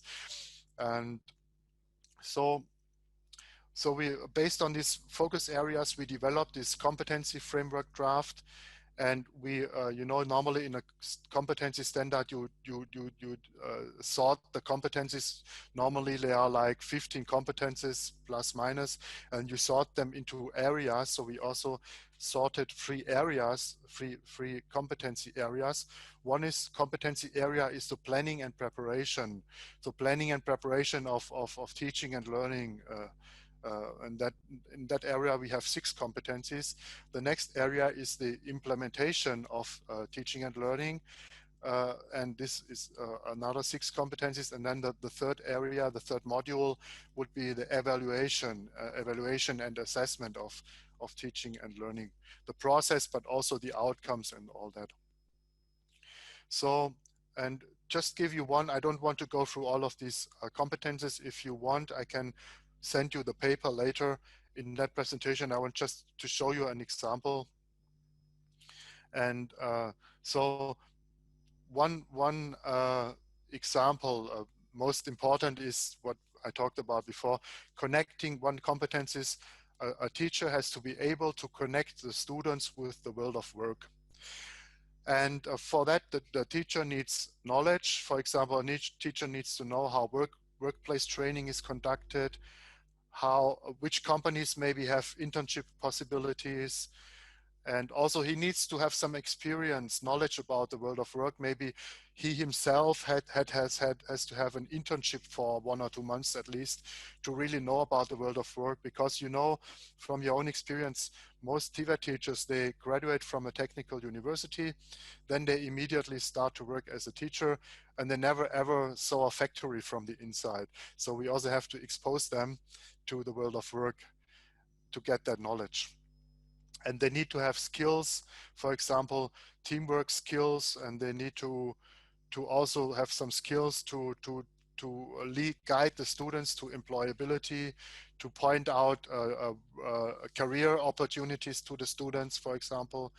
And they have to have many skills facilitating internship programs, because for a high quality internship, a successful internship, you just cannot send the students to the company and then leave them alone. This is unfortunately how most internships are happening. And what happens is the students, they just stand around, they sweep the floor, or they even get sent home by the company and just get the signature from the company that they conducted the internship. So, and then also there are some attitudes, of course, related to that competence, like being responsible, taking responsibility. Sometimes the teachers, you know, that are not seeing themselves as responsible for that. They think, I'm a teacher, I'm a government officer, I just have to teach in my college, and I don't want, you know, to be involved with the business sector. This is not my business. This is not my job. So we also have to open their mind for that. Okay, so now I'm already almost at the end of the presentation. So just a brief glance at the standard, and if you want to know more, I can send you the paper with the whole standard. So this standard can be useful maybe to apply for the further TVET teacher education development, and also to implement international TVET master program. There are also other master standards, for example, from the UNESCO, there is a TVET teacher master standard that is tried to be implemented. But you know, standard frameworks always are very general documents.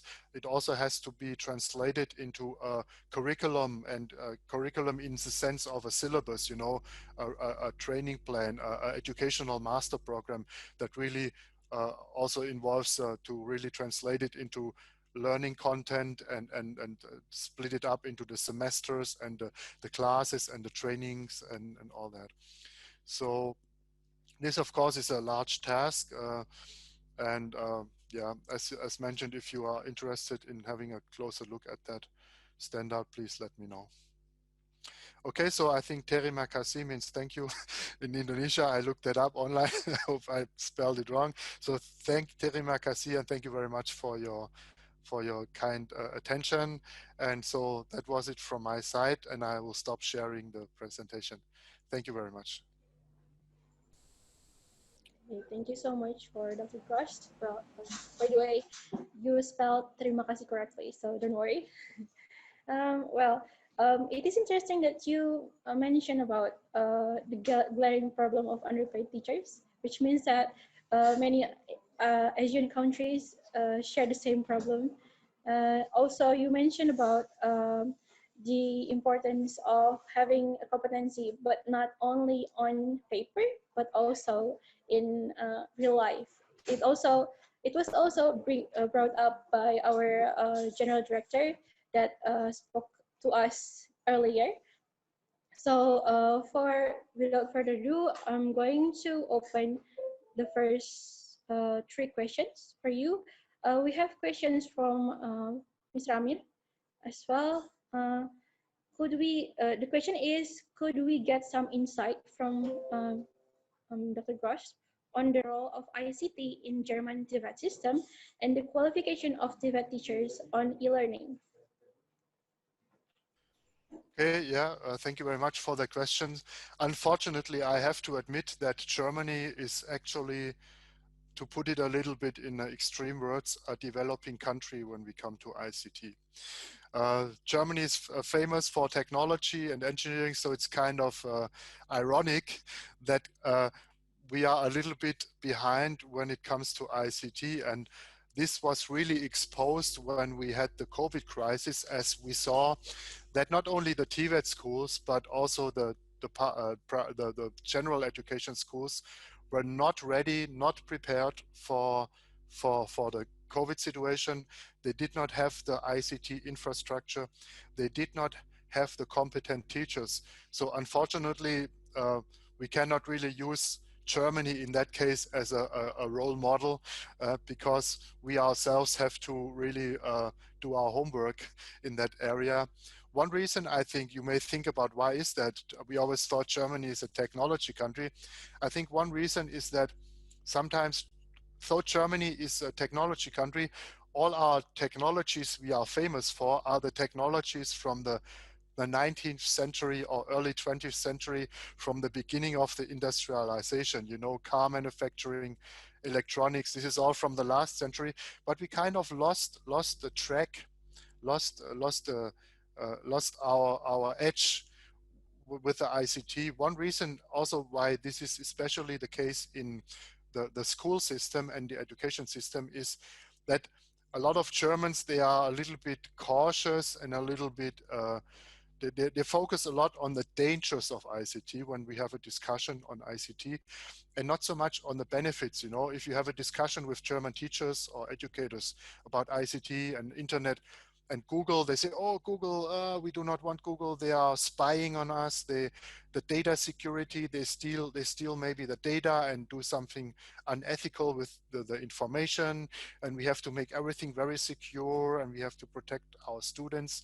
This is always the discussion focus in Germany, and not enough. We do not look enough at these huge benefits we have. But now when we have COVID, we see that so we are lacking behind. Also, in general, the TVET teachers are quite smart people, and we have a general good fundament. So I think they will move on pretty fast. But still, as the bottom line of the message is, we are really not a very exemplary in that area.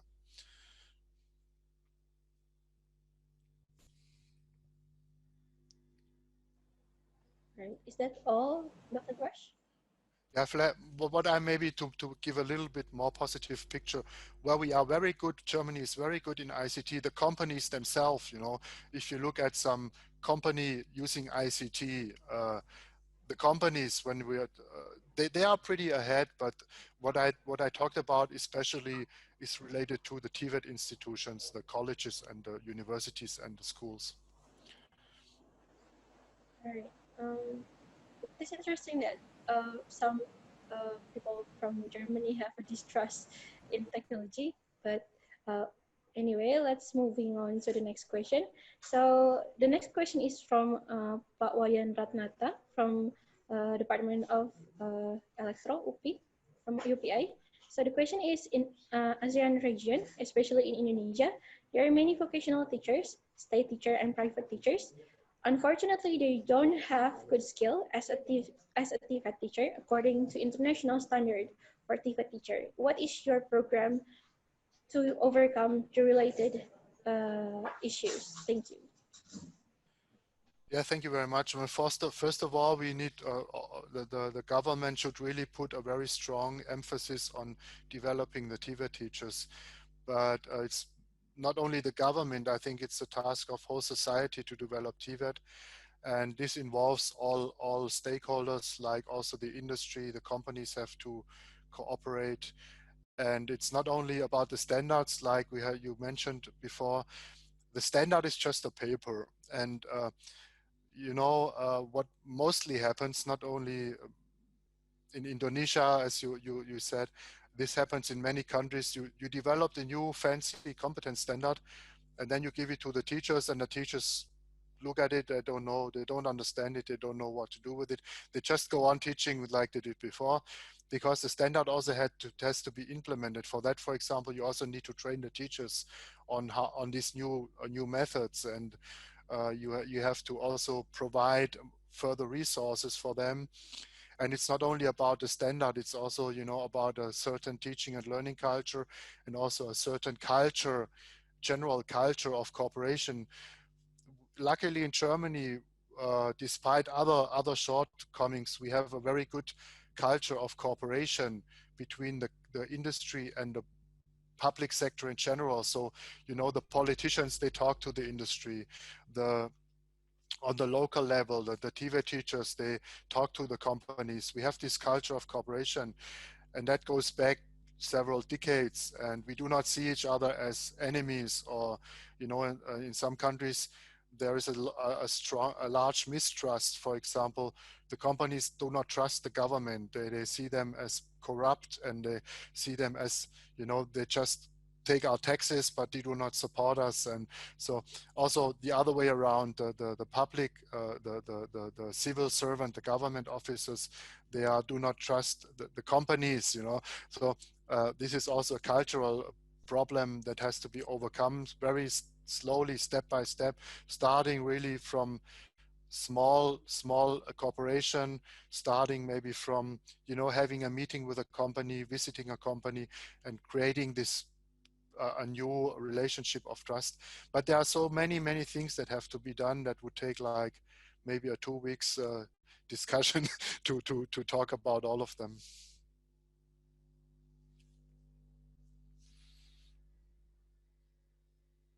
Thank you for the answer, Dr. Crush. I hope it's okay. So the next question would be from Ephraim Santos. I hope I pronounced that correctly. So here in Indonesia, we are moving forward towards applying dual training scheme, but the local industry is not yet ready for it. What steps can you suggest to make the industry cooperate with the event centers or probably vocational schools? Yeah, thank you very much for that question. That's very interesting, because actually I'm currently right now, this is why I also have to leave 12 straight. I'm currently right now doing a training on that, on the industry linkage topic, how to link the TVET institutes with the private sector, with the companies. And this is a large area, and we have to work on that. And there are a lot of things we can do. And in this training also we have some participants from Indonesia. Maybe you can follow up with them. We have Mr. Aang, I think he's from some government ministry, or I don't know, and Dr. Nana from Yogyakarta State University. So maybe follow up with them, and they can give you the content. And please also talk to them, because this training I currently do is a multiplier training. That means we have participants from 6 ASEAN countries and also 2 from Indonesia, and then they should conduct this industry linkage training also in Indonesia. So please follow up with them, and if you are interested, please say I want to be a participant in that training. And there are certain things we have to do for connecting with the industry. As you mentioned, first of all, the problem is the industry, they do not trust us. They do not want to work with us. They are reluctant for several reasons. So we have to be proactive. First of all, to be that, we need to have teachers in the colleges, in the universities who are able to be proactive, who are having the competence. That is why we are doing this multiplier training. So they need to have the knowledge and the skills to initiate a cooperation. And so we give them a lot of knowledge, for example, on the different areas of cooperation. There are very easy to do areas of cooperation you should start with. For example, with a company visit, just half a day or 1 day visit a company. Next level would be maybe a shorter internship program. And we have many areas of cooperation with different level of complexity and regulation. So we'll start with the small ones and then work up to the more complex one. And at the very high level end, we will have something like a dual apprenticeship. But don't start with a dual apprenticeship in the first place. Start with the small one and then work your way up, because it is too difficult, and it's also not maybe the country may not be ready for that very high level, highly regulated dual apprenticeship.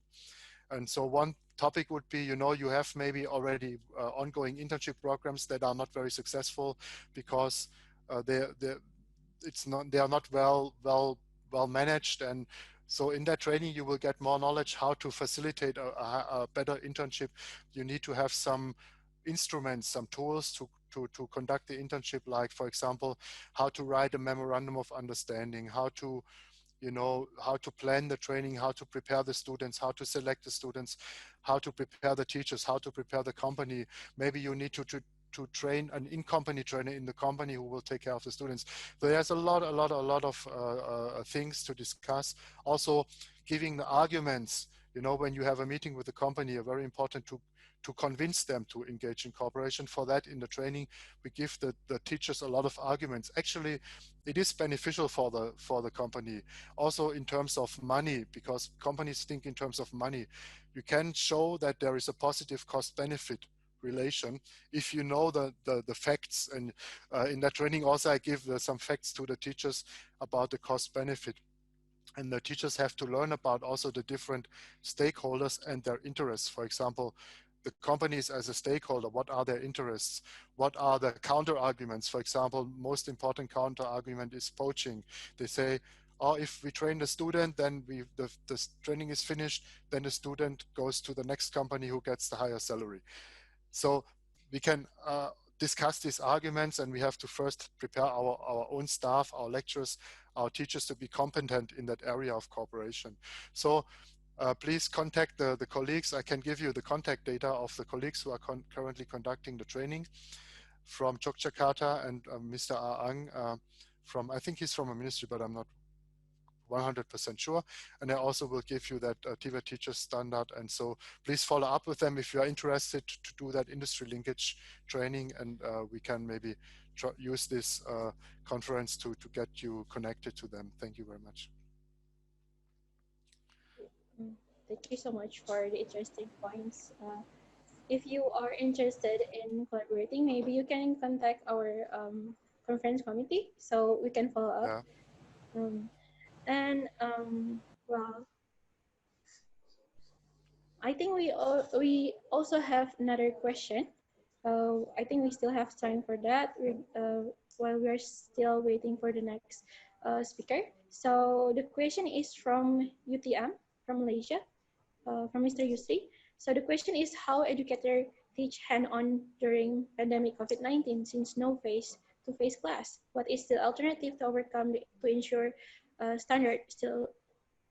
students still learning practical during the semester on? Probably it has to be more specific, maybe in regards of TVET programs. Yeah. Yes, thank you very much. This is of course a hard one, because due to COVID, we cannot really teach hands-on as we did before. So we are restricted, but what we can do when we talk about online teaching and learning, the things we all do right now, we are using Zoom and maybe MS Teams or other software learning platforms.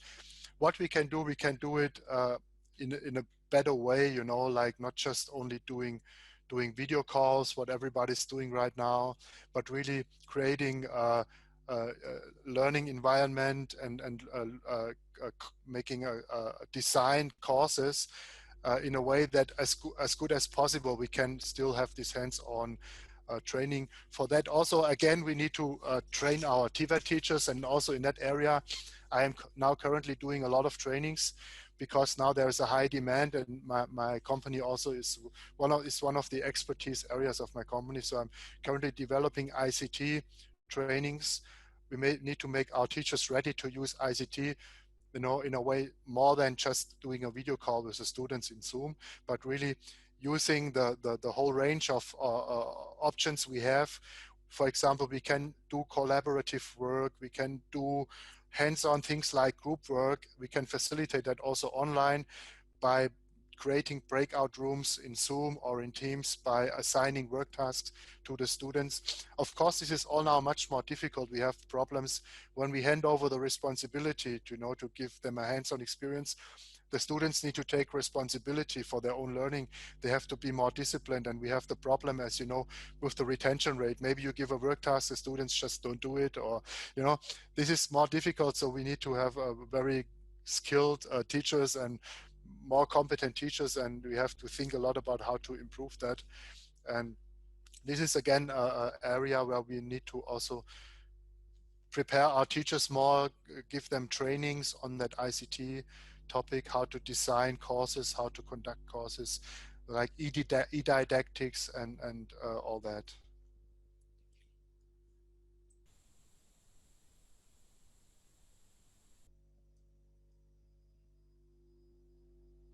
I'm sorry, I was muted, but we have such an interesting question, but unfortunately, we have reached to the end of our time. Thank you so much for Dr. Cross for giving us the interesting speech. I hope we all hope that your work with TIZ will bring a new opportunity to improve the TVET system in Asian countries. So I know that you have another agenda after this, Dr. Michael Bush.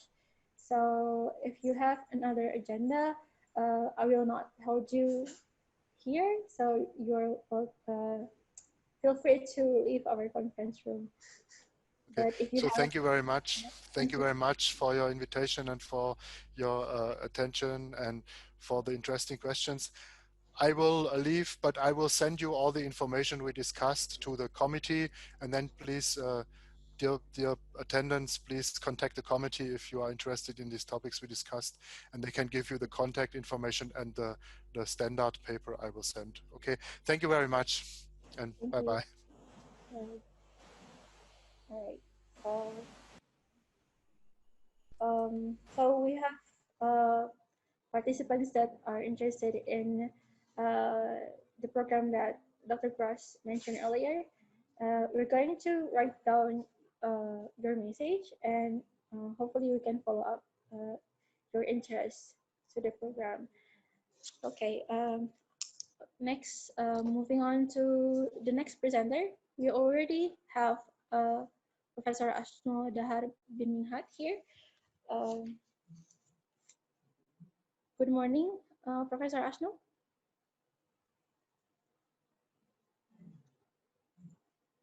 Can you hear me clearly?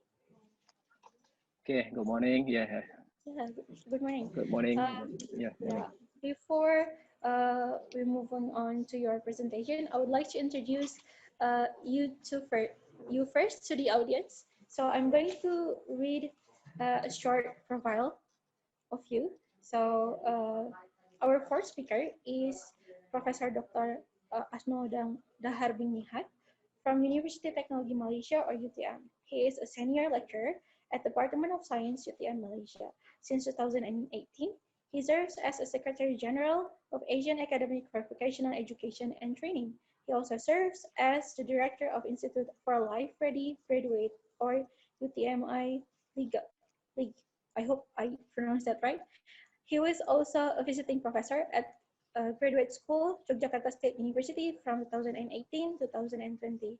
He will be giving a presentation titled Vocational College Lecturers and Students Preference on Practical Teaching Methods for Electronic Subject.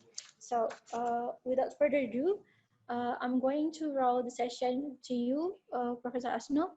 Are you ready to give the presentation? Yes, ready. Thank you. Maybe for the host, okay, we can start sharing the screen now.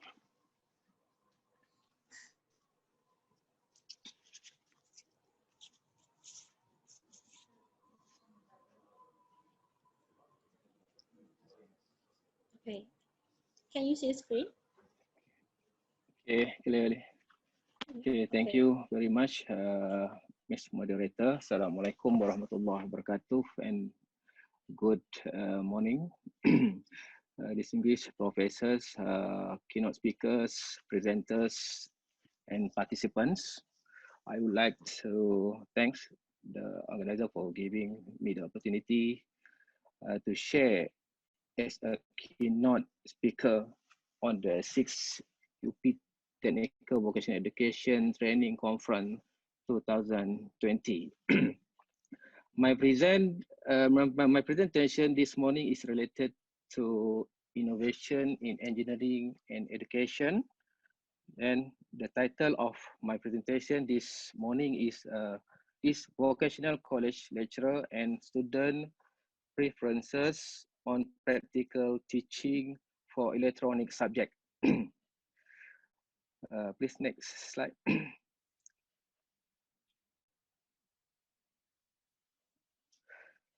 This is based on study conducted in vocational college under Ministry of Education, Malaysia.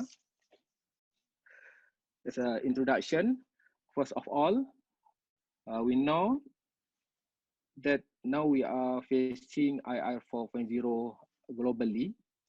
IR 4.0 that are based on technology and automation will affect our global in many areas.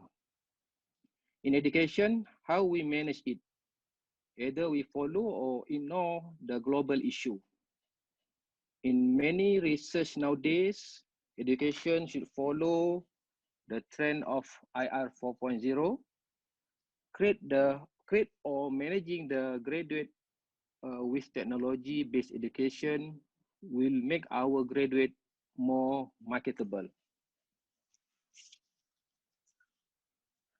Ladies and gentlemen, regarding to the phenomena, Malaysia as one of developing country in Southeast Asia make a faster move forward that by making vocational educational transformating by 2011 might be that a way to make the process smooth and clear. Using that plan, vocational college created to procedure skilled workers with student will get the diploma, we're focusing on industrial-based syllabus with 70 to 80% of practical subject. It also using curriculum by National Occupational Standard, NOS, developed by Department of Skill Development, Ministry of Human Resource, Malaysia. So this area, so these are the first and more challenge, which all the main purpose to make sure our vocational college graduate include the skill, how our teacher teach our student with practical skill. This is our challenge.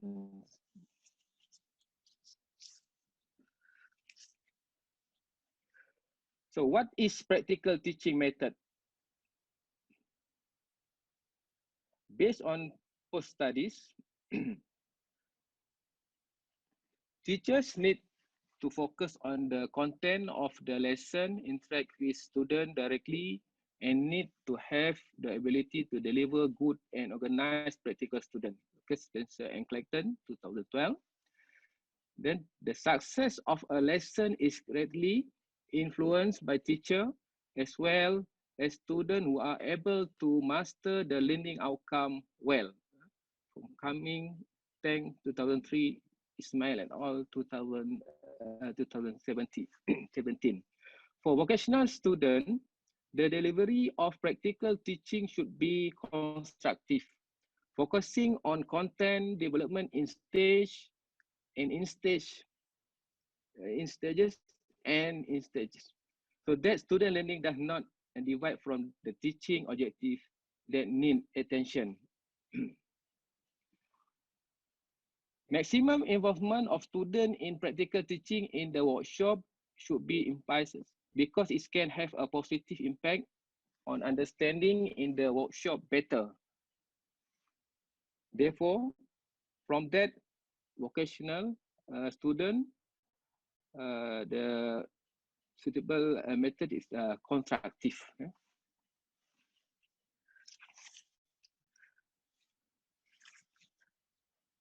Okay, the study that has been conducted has used a model that is a Nedum constructivism 5-based model in practical teaching and learning.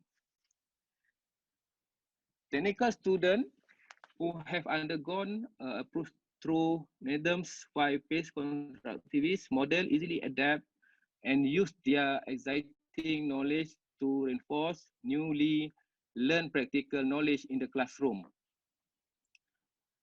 From Yahya Amiruddin, 2011, also Nabil et al. 2020.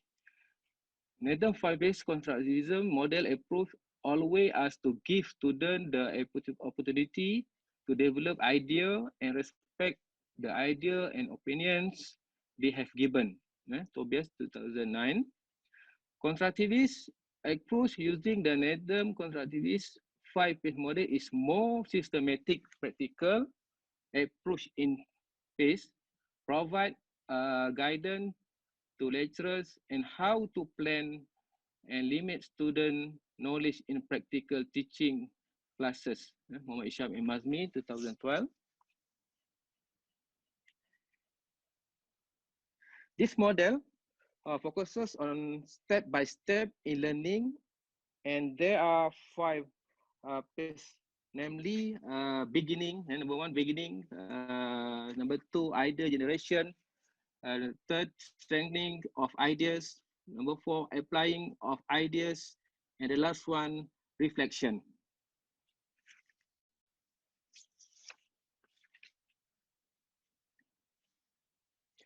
We've viewed the references before.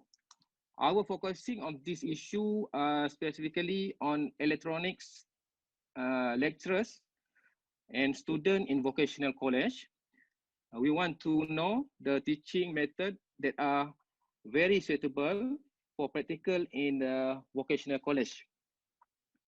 For your 59 of the 80 vocational college were offering electronic and electrical engineering course were selected as the study sample as the slide. Okay.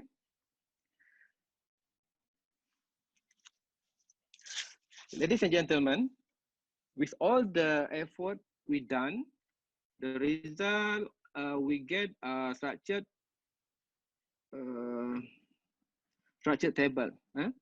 There are results for lecturers' preferences, student preferences, and combination of student and lecturer in choose the best practical teaching in electronic subject. This beginning, we can see lecturer and student choose demonstration and arts, idea generation, open discussion using diagram, concept map, then strengthening of ideas, discussing in group, demonstration, practical works, applying of ideas discussion, assignment, then reflection. And the last one, reflection. Lecturer and student choose open Q&A and group Q&A. Okay. By making the more valuable results, we done complementary factor analysis (CFA) to know all the data fit on some requirement of SAM, Amos analysis. We can see all the factor loading was more than 0.5. Okay. By make it clearer, with 5-phase Needham conservation model, we make it in clear diagram. Phase 1 until 5, with the teaching method, they are suitable for practical teaching method. Yeah. Okay. Next slide.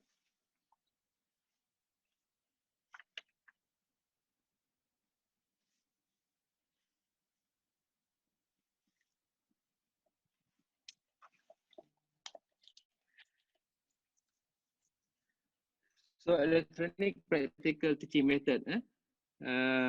Phase 1 beginning, what I was mentioned before, demonstration and hard and not.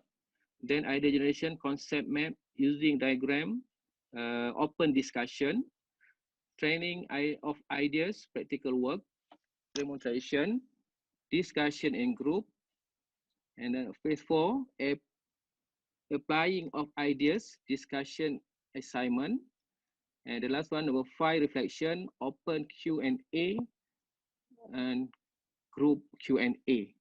So lecturer and student preparation practical teaching methods. Next. For the discussion, phase 1 beginning. Please paste that. Please next slide. Okay, phase 1 beginning. Phase that requires the lecturer to attract the interest of student to always be in a state of readiness and focus on the content of the lesson that will be delivered by the lecturer. Demonstration, important content and way of implementing the demonstration performed by the lecturer to facilitate them when doing practical work in groups. Number 2, students should always be active during the demonstration session by always asking if there is any confusion during the process of beginning the practical teaching course better understood. The demonstration process in the workshop can facilitate the process of practical teaching with students to get an initial overview in general of the topic studied.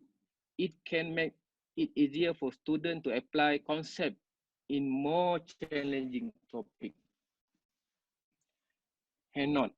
An open explanation given by the lecturer in front of the class can give students an initial overview in general of what will be learned during the practical teaching session.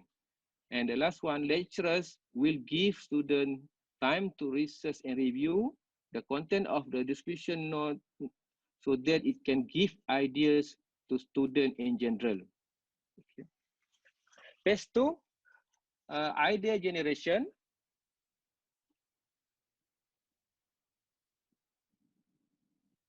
Phase where idea will be generated and developed in accordance with the objective of the practical teaching.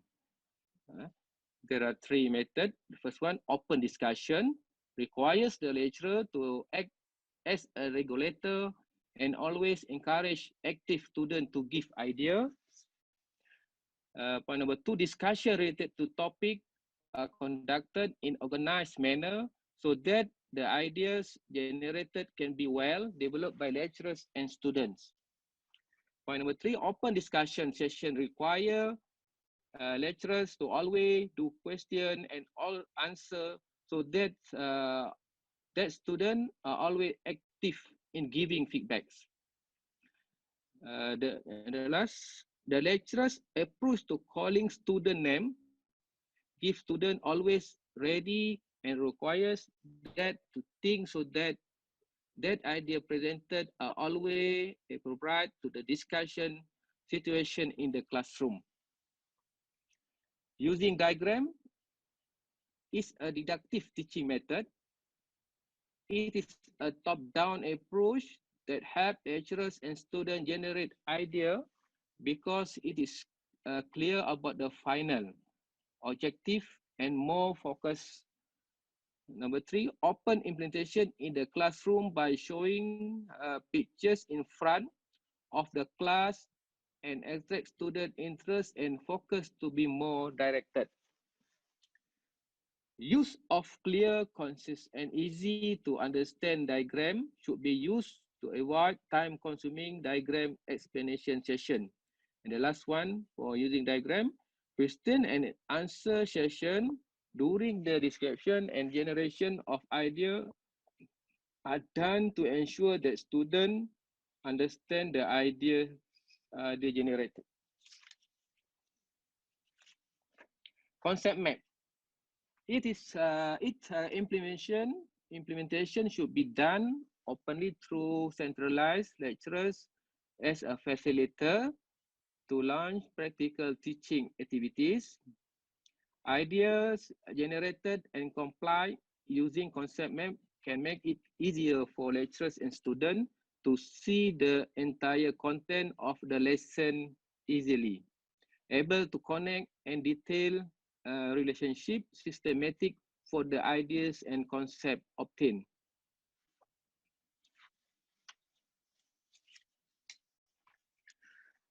Group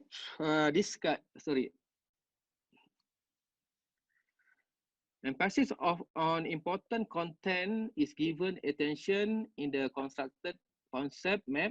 Students need to copy and make brief as explanation to improve their understanding of the topic discussed. Page 3, explaining the idea. Phase where ideas will be generated and developed in accordance with the objective of practical teaching. Practical work, implementation of practical work in group and facilitate acceptance and discussion activities can run better. Student will ask the lecturer if the practical work carried out is difficult. Lecturer will monitor each group to ensure that practical work activities carried out meet the teaching objective.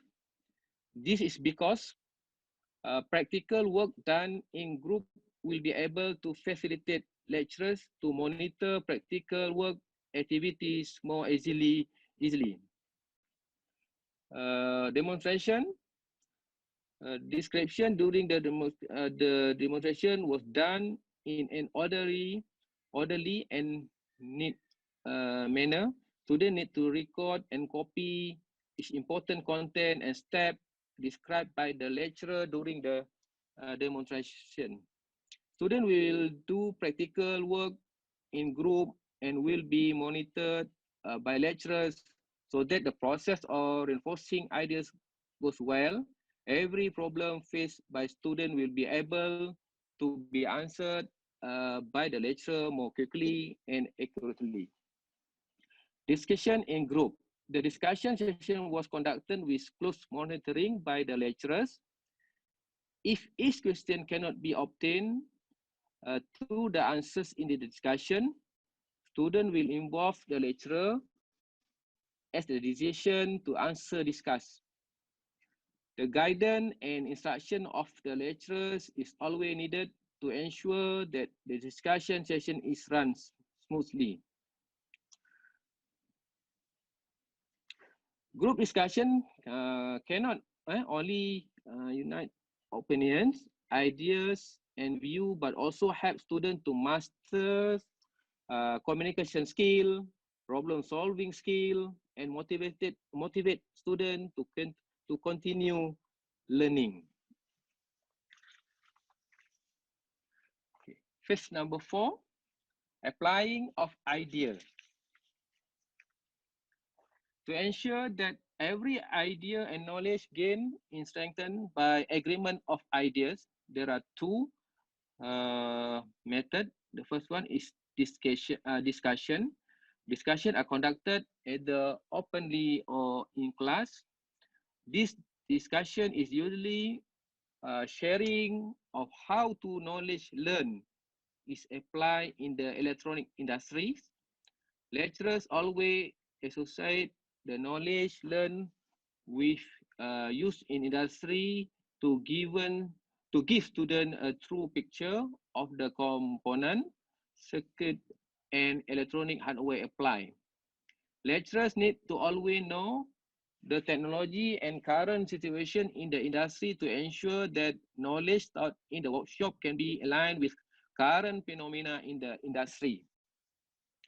Assignment. The assignment approach given by the lecturer to the student is done to ensure that knowledge gain is able to apply well. Assignments are given in group. It is to ensure that the work done involves discussion with other group members. Tasks that are in line with the needs of the industry through the addition of new input and accelerate the understanding of the practical teaching process to take place better. This activity is done in group by ensuring the involvement of students. It can show the seriousness of student reviewing, note and discussing to complete assignment given by lecturers. It is in line the situational learning theory, which emphasizes the involvement of industrial element in the application of theoretical and practical knowledge in appropriate activities. And the last phase, number 5, reflection. This where the lecturer draw conclusion for the entire practical teaching that has been learned. Open Q&A. Done with the lecturer formulating the lesson by doing a question and answer session and have a discussion. The formula is done step by step so that no student is left behind. It is interspersed with question and answers to ensure that each content formulated is clearly understood by students. Lecturers will also provide feedback on practical work that has been done in group. The lecturer will also give an initial overview of the topic to the learn in the next class. It is to ensure the student can be prepared and try to connect teaching application that occur at the time. The advantages of the open reflection method make it easier for lecturer to formulate clearly and ensure that each student get some conclusion for the content of the teaching done. Group Q&A. Questions and answers is in groups as a final reflection can ensure that the agreement of ideas and information learned at the end of the class can be achieved well. Unclear question throughout the learning session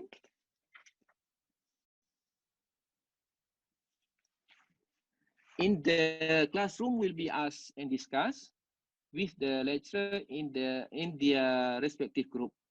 Lecturers will monitor and evaluate in group to ensure that each agreed content meet the objective of practical teaching carried out. Differences in question for each group member can help the lecturer indirectly to access which student understand and which student need attention for future practical teaching. Question as assessment are also given as direct feedback on the result of practical teaching that has been done by the lecturer. For all the data and analysis we heard, my conclusion for this research for innovation in engineering education due to our outcome is technical vocational student use constructive approach, systematic and structured pace in teaching practical subject should be used. Teachers should use the best practical teaching method to ensure that each practical teaching content can be delivered to students effectively. Teacher need to use teaching method that facilitate student understanding in the classroom. And the last one, combine both opinion from student and teacher can provide the same point to ensure the both parties benefit. As a final conclusions, student understanding in practical subject more important and our most priority in class and workshop. Present, thank you. Okay, Back thank you so to much. moderator. Thank you so much for Professor Ashno for delivering his insightful speech. Now, are you available for discussion session, Professor Ashno? I have another meeting after this. I think better if there any question or increase, participant or presenter can email as to me asnoldaha@gmail.com. So thank you very much. Okay, thank you so much for Professor Ashno. If you have any questions for Professor Ashno, please send your questions to the email that is seen on the screen. You can write them down. So that concludes our fourth speaker for today. So it is important indeed to understand the preferences of the students and the teachers of TVET. So by doing so, we hopefully can improve our TVET system, and we can figure out what the appropriate next step we should do next. So thank you again for Professor Ashno. We are now going to moving on to the next presenters. So the fifth presenter, keynote speaker, is Associate Professor Dani Meriawan. Is Dr. Dani is already here? Yep. So good morning. Good morning. Afternoon. Yep. I hope you are well today. Are you ready to give your presentation? Yep. Yes, Okay. I'm ready to read presentation. All right. Buat anak saya. Okay. So without further ado, I'm going to give the session to Associate Professor Dani Meriawan. But just to remind all of the participants, if you have any questions, please write down the questions on the chat. I will read them on your behalf. Without further ado, I'm going to give the screen to Professor Dani Meriawan. Bismillahirrahmanirrahim. Assalamualaikum warahmatullahi wabarakatuh. Ladies and gentlemen, good morning. It's good to see you all here at this conference. My name Dani Meriawan. I am a secretary on Project Implementation Unit, UPI ACSI. ACSI is Acknowledgement, Knowledge, and Skill for Sustainable Growth. Okay, ladies and gentlemen, since 2018, UP has received a mandate from the Ministry of Research and Higher Education as COA in TVET teacher and is sponsored by Asian Development Bank. Prospective vocational or SMK teachers ideally must have 3 certificates: academic certificate, teaching certificate, or pedagogical certificate, and competency certificate. Therefore, the preparation of vocational teachers should not only be carried out at university, but must also involve various institutions like industry and the world of work. We can mention mass merit university with industries. Today, we are here to discuss about development or management of Center of Excellence on TVET teacher. UP is developing Center of Excellence of TVET teacher. We start with the vision of Center of Excellence Technical and Vocational Education and Training for Teacher. Next. The vision, the content of presentation, content of vision, mission, framework, COA services, COA organization, and conclusion. The vision of COA to be nationally and internationally recognized as a leading and outstanding center of excellence on technical and vocational education and training for teachers. And the mission of COA, the mission to raise the quality of technical and vocational education and training for teachers in the nation through excellence in the development of teachers and leaders, research, innovation, and consulting, and fulfilling following function. The first, provider of quality free services or initial and service further training programs for TVET personnel like this TVET teachers, trainers, leaders, and managers, and general client at national and international standard. Second mission is reputable and licensed certification body in the occupational areas in which the CAO is specialized.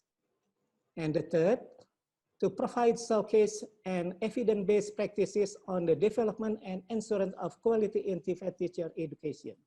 The fourth, to be the National Center for Research and Innovation on TVET with strong orientation to problem solving and innovation generation. And the fifth, to showcase business incubation model for better employability, teaching factory, entrepreneurship, and partnership. And then the CAO framework and networking. CAO on TVET teacher consists of many institutions like this faculty and program study in university like Faculty of Educational Sciences, School Postgraduate, Faculty of Social Science Education, Faculty of Technical Vocational Education, Faculty of Sport and Health Education, Faculty of Economy and Business Education, Faculty Art and Design Education, Faculty of Language and Literature Education, and Faculty of Math and Natural Science Education. Like this cluster area in spectrum in vocational education. COA of TVET consists of TVET RC, Research Center, consists Center of Professional Teacher Education and Training, Institute of Proficient Certification, or LSP, Competence Test Center, Business Incubator, and Teaching Factory. And the layer, outside layer, we must collaboration with Ministry of Employment, Vocational High School, DIT PMSK, Dikbud Dinas Pendidikan, and TVET international networking like UNEFOC, UNESCO, RAFTE, RECOFTVET, ASVET, and IVETA. University, TVET Nasional, Kadin or Industry Commerce, P4TK, DITGTK, and the last but not least, Central on Regional Government, we have SMT. Now, the COE services, the next slide, please. The COE for TVET have services, license and certification services, competence testing services, apprenticeship and entrepreneurship, research and innovation, business incubator in commerce, pre-service and in-service training, and consulting and advising service. And these services in unit like TVET RC and Center for Professional Teacher and Institute Profession Certification, Competence Test Center, Business Incubator, and Teaching Factory. We are suggest on organization of COE TVET Center. COE TVET Training Center for Teacher, organized by Director COE of Technical and Vocational Education Training for Teacher, Steering Committee Rector, Vice Rector, and Dean involved in vocational teachers, Advisory Board, HIDE and person supervisor related industry, certification body, and related association. And the collaboration with GPT, Teaching Factory, TVET RC, Institute of Professional Certifications, STC. And Director of COE consists of Division Administration, Finance, Human Resource and Facility, Division Big Data Analysis, Research and Innovation, Division of Vocational Education and Training, Division Business Partnership and Industrial Linkage. The scope of TVET COE services consists of, next slide, please. Scope of TVET teacher COE services consists of being fully developed. The Center of Excellence could serve as further training institution for TVET teacher and trainers in the occupational area, in which the COE is specialized, advisory institute for management personnel of other TVET provider in the organization of labor market relevant training offers. The third, hub for national and international network for TVET. The fourth, partner institution for TVET innovation and TVET research. And the fifth, assessment and certification center attached to the COE. And the sixth, information and resource center for TVET stakeholder across the country of Indonesia. The factor for successful and sustainable operation of TVET teacher as COE. A key requirement to ensure sustainable operation of TVET teacher COE. The first, competent and committed training personnel, certified work skill, digital technology literacy, practical skill, and work experience related theoretical background and didactical or methodological skill. Close operation with the industry must be marriage maybe, representativeness of industry in the COS, advisory board, joint execution of training delivery, exchange of capacity development service, etc. The third, key requirement to ensure a sustainable operation of TVET teacher must professional management, entrepreneurial management style, solid structure with close communication flow, market-oriented, quality cycle analysis, COE marketing, responsiveness to future demand. And the fourth, operational and financial autonomy, like performance-based incentive system, tailor-made training service, industry involvement in COE governance, and revenue generation and reinvestment in infrastructure and maintenance, and etc. The part of COE TVET for teacher consists center professional and teacher education and training, like this, and then technical and vocational education and training research center. Next, Institute of Profession Certification or IPC and Competence Test Center, CTC, and Business Incubator Business, Teaching Factory. Okay. And next slide is the digital transformation framework model is suggests to manage COA teacher is very complex. Organization digital positioning with SWOT analysis, begin with current status analysis, and then digitalization plan, and then implementation with technical assistance. And conclusion, next. The change can be new ways to do things more quickly or affordably. Digitalization was radically changed to the business prospect and organization SAOA of TVET teachers.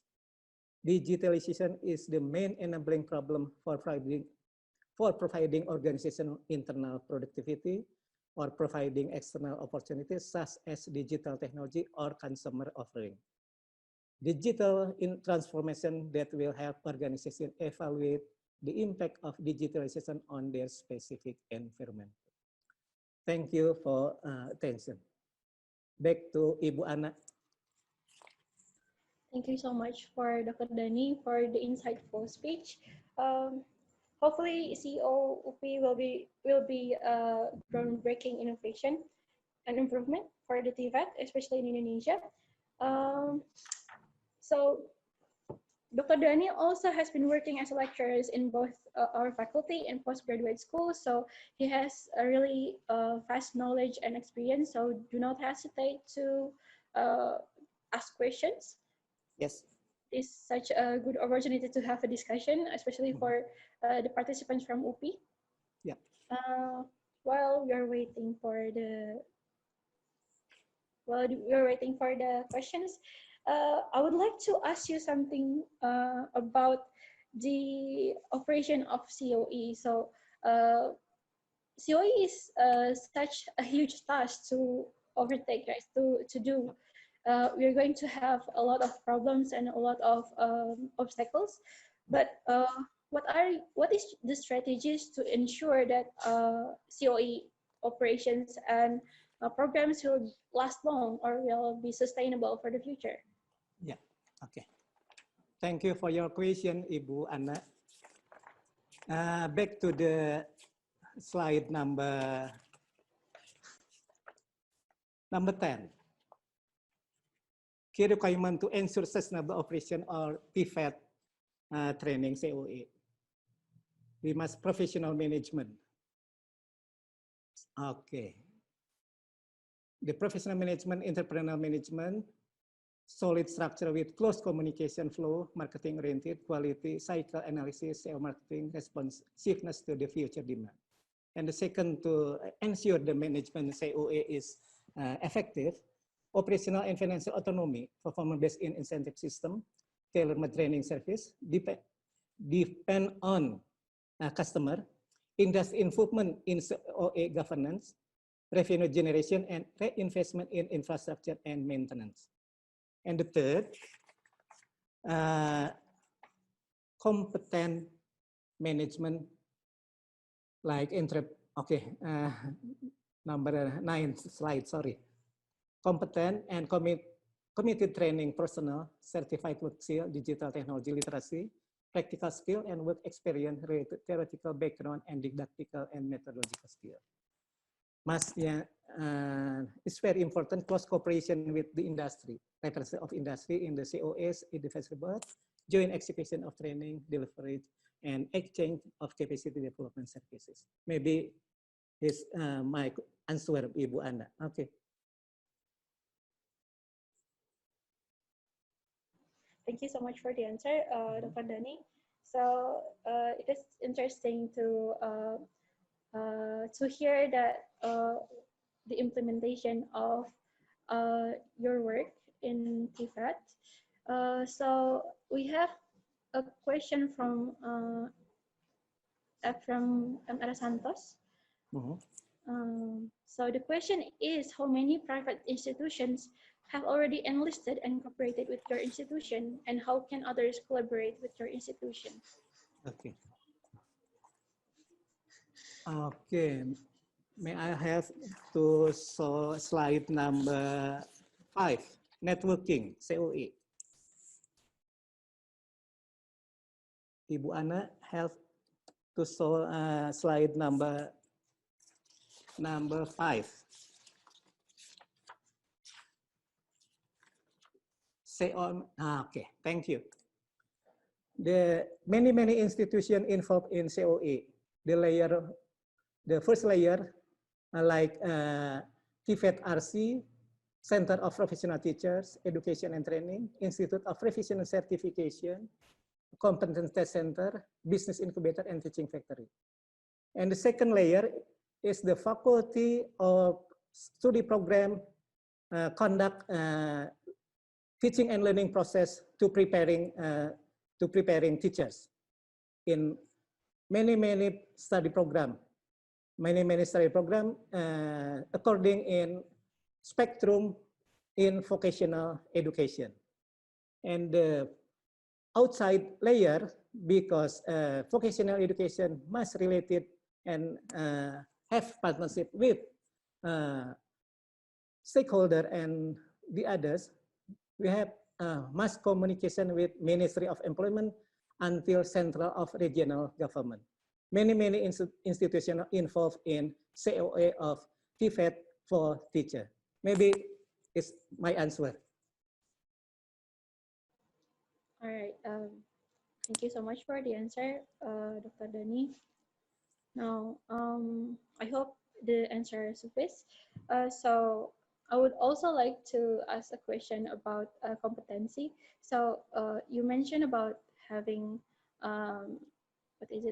competencies like standardization and everything in COE, but how to ensure that our students will have the same literacy skills and will be able to work for broader industries, like for example in the industries abroad in Australia or in Thailand, probably it requires the skill in learning English, right?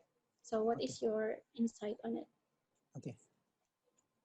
Okay, thank you for question. Maybe I hope I can answer your question. Okay. We are ensure with competency tests and certificate of competencies must international level.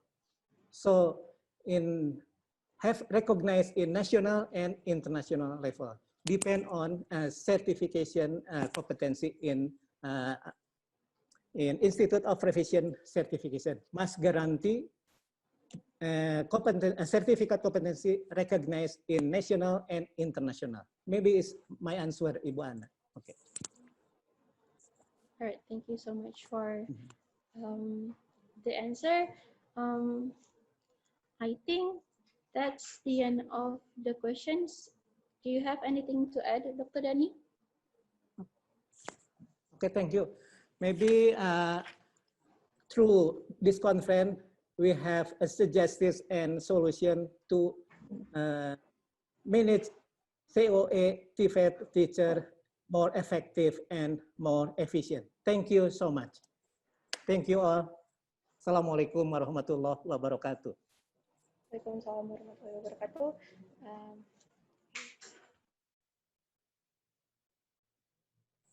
It was such an interesting discussion, but because we have reached to the end of our session, I'm going to conclude our keynote session today. So it is true that we have a challenging issue, especially regarding the skills of the teachers in TVET. So However, collaborative works between various institutions globally, innovation in TVET, and better in understanding of the root of the problem in TVET are appropriate steps to improve TVET system, not only in Indonesia and in Thailand, but also in a lot of Asian countries, because apparently we have similar problems. Yes. That's all. Now, thank you so much for the keynote speakers for sharing their knowledge with us today. And thank you so much for having me. I'm going to roll back the session to the MC. I apologize for any mistakes I made throughout the keynote session. Wassalamualaikum warahmatullahi wabarakatuh. Sawadee-krap. Waalaikumsalam warahmatullahi wabarakatuh.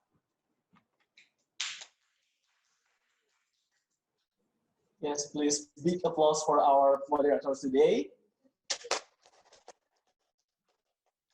Ladies and gentlemen, what an excellent presentation from our keynote speakers. We would like to thank the plenary session moderator who has successfully moderated the plenary session. Distinguished guests, keynote speakers, presenter, participants, ladies and gentlemen, we had a productive and inspiring time together this morning in our plenary sessions. Thank you very much for your attention. Through our sessions this morning, we conclude this opening ceremony and proceed with our next agenda. However, before we proceed, please attention to the following announcements. Okay, ladies and gentlemen, after this opening ceremony, presenter and attendees are welcome to lunch break. Please note that after lunch break at 1 p.m. West Indonesia time area, we are going to hold in separate parallel sessions between the 6th UP International Conference on TVET and the 5th ICIET 2020. This conference provides a great opportunity for prospective participants to share their recent theoretical knowledge, research finding, and experiences in technology to improve the TVET world. As such, both conferences will feature a presentation with cutting edge and relevant to current TVET development. Those presentations are arranged in parallel session. Okay, to all the presenters, you can proceed to your designated presentation rooms. Participants, all of you can attend the parallel room based on the survey conducted earlier. Thank you so much for your attention. Enjoy your lunch and have a fruitful seminar in parallel session. See you on 1 p.m. West Indonesia time area with your personal host and moderator in each parallel session. Wassalamualaikum warahmatullahi wabarakatuh. Sampai jumpa. Sawadee krap.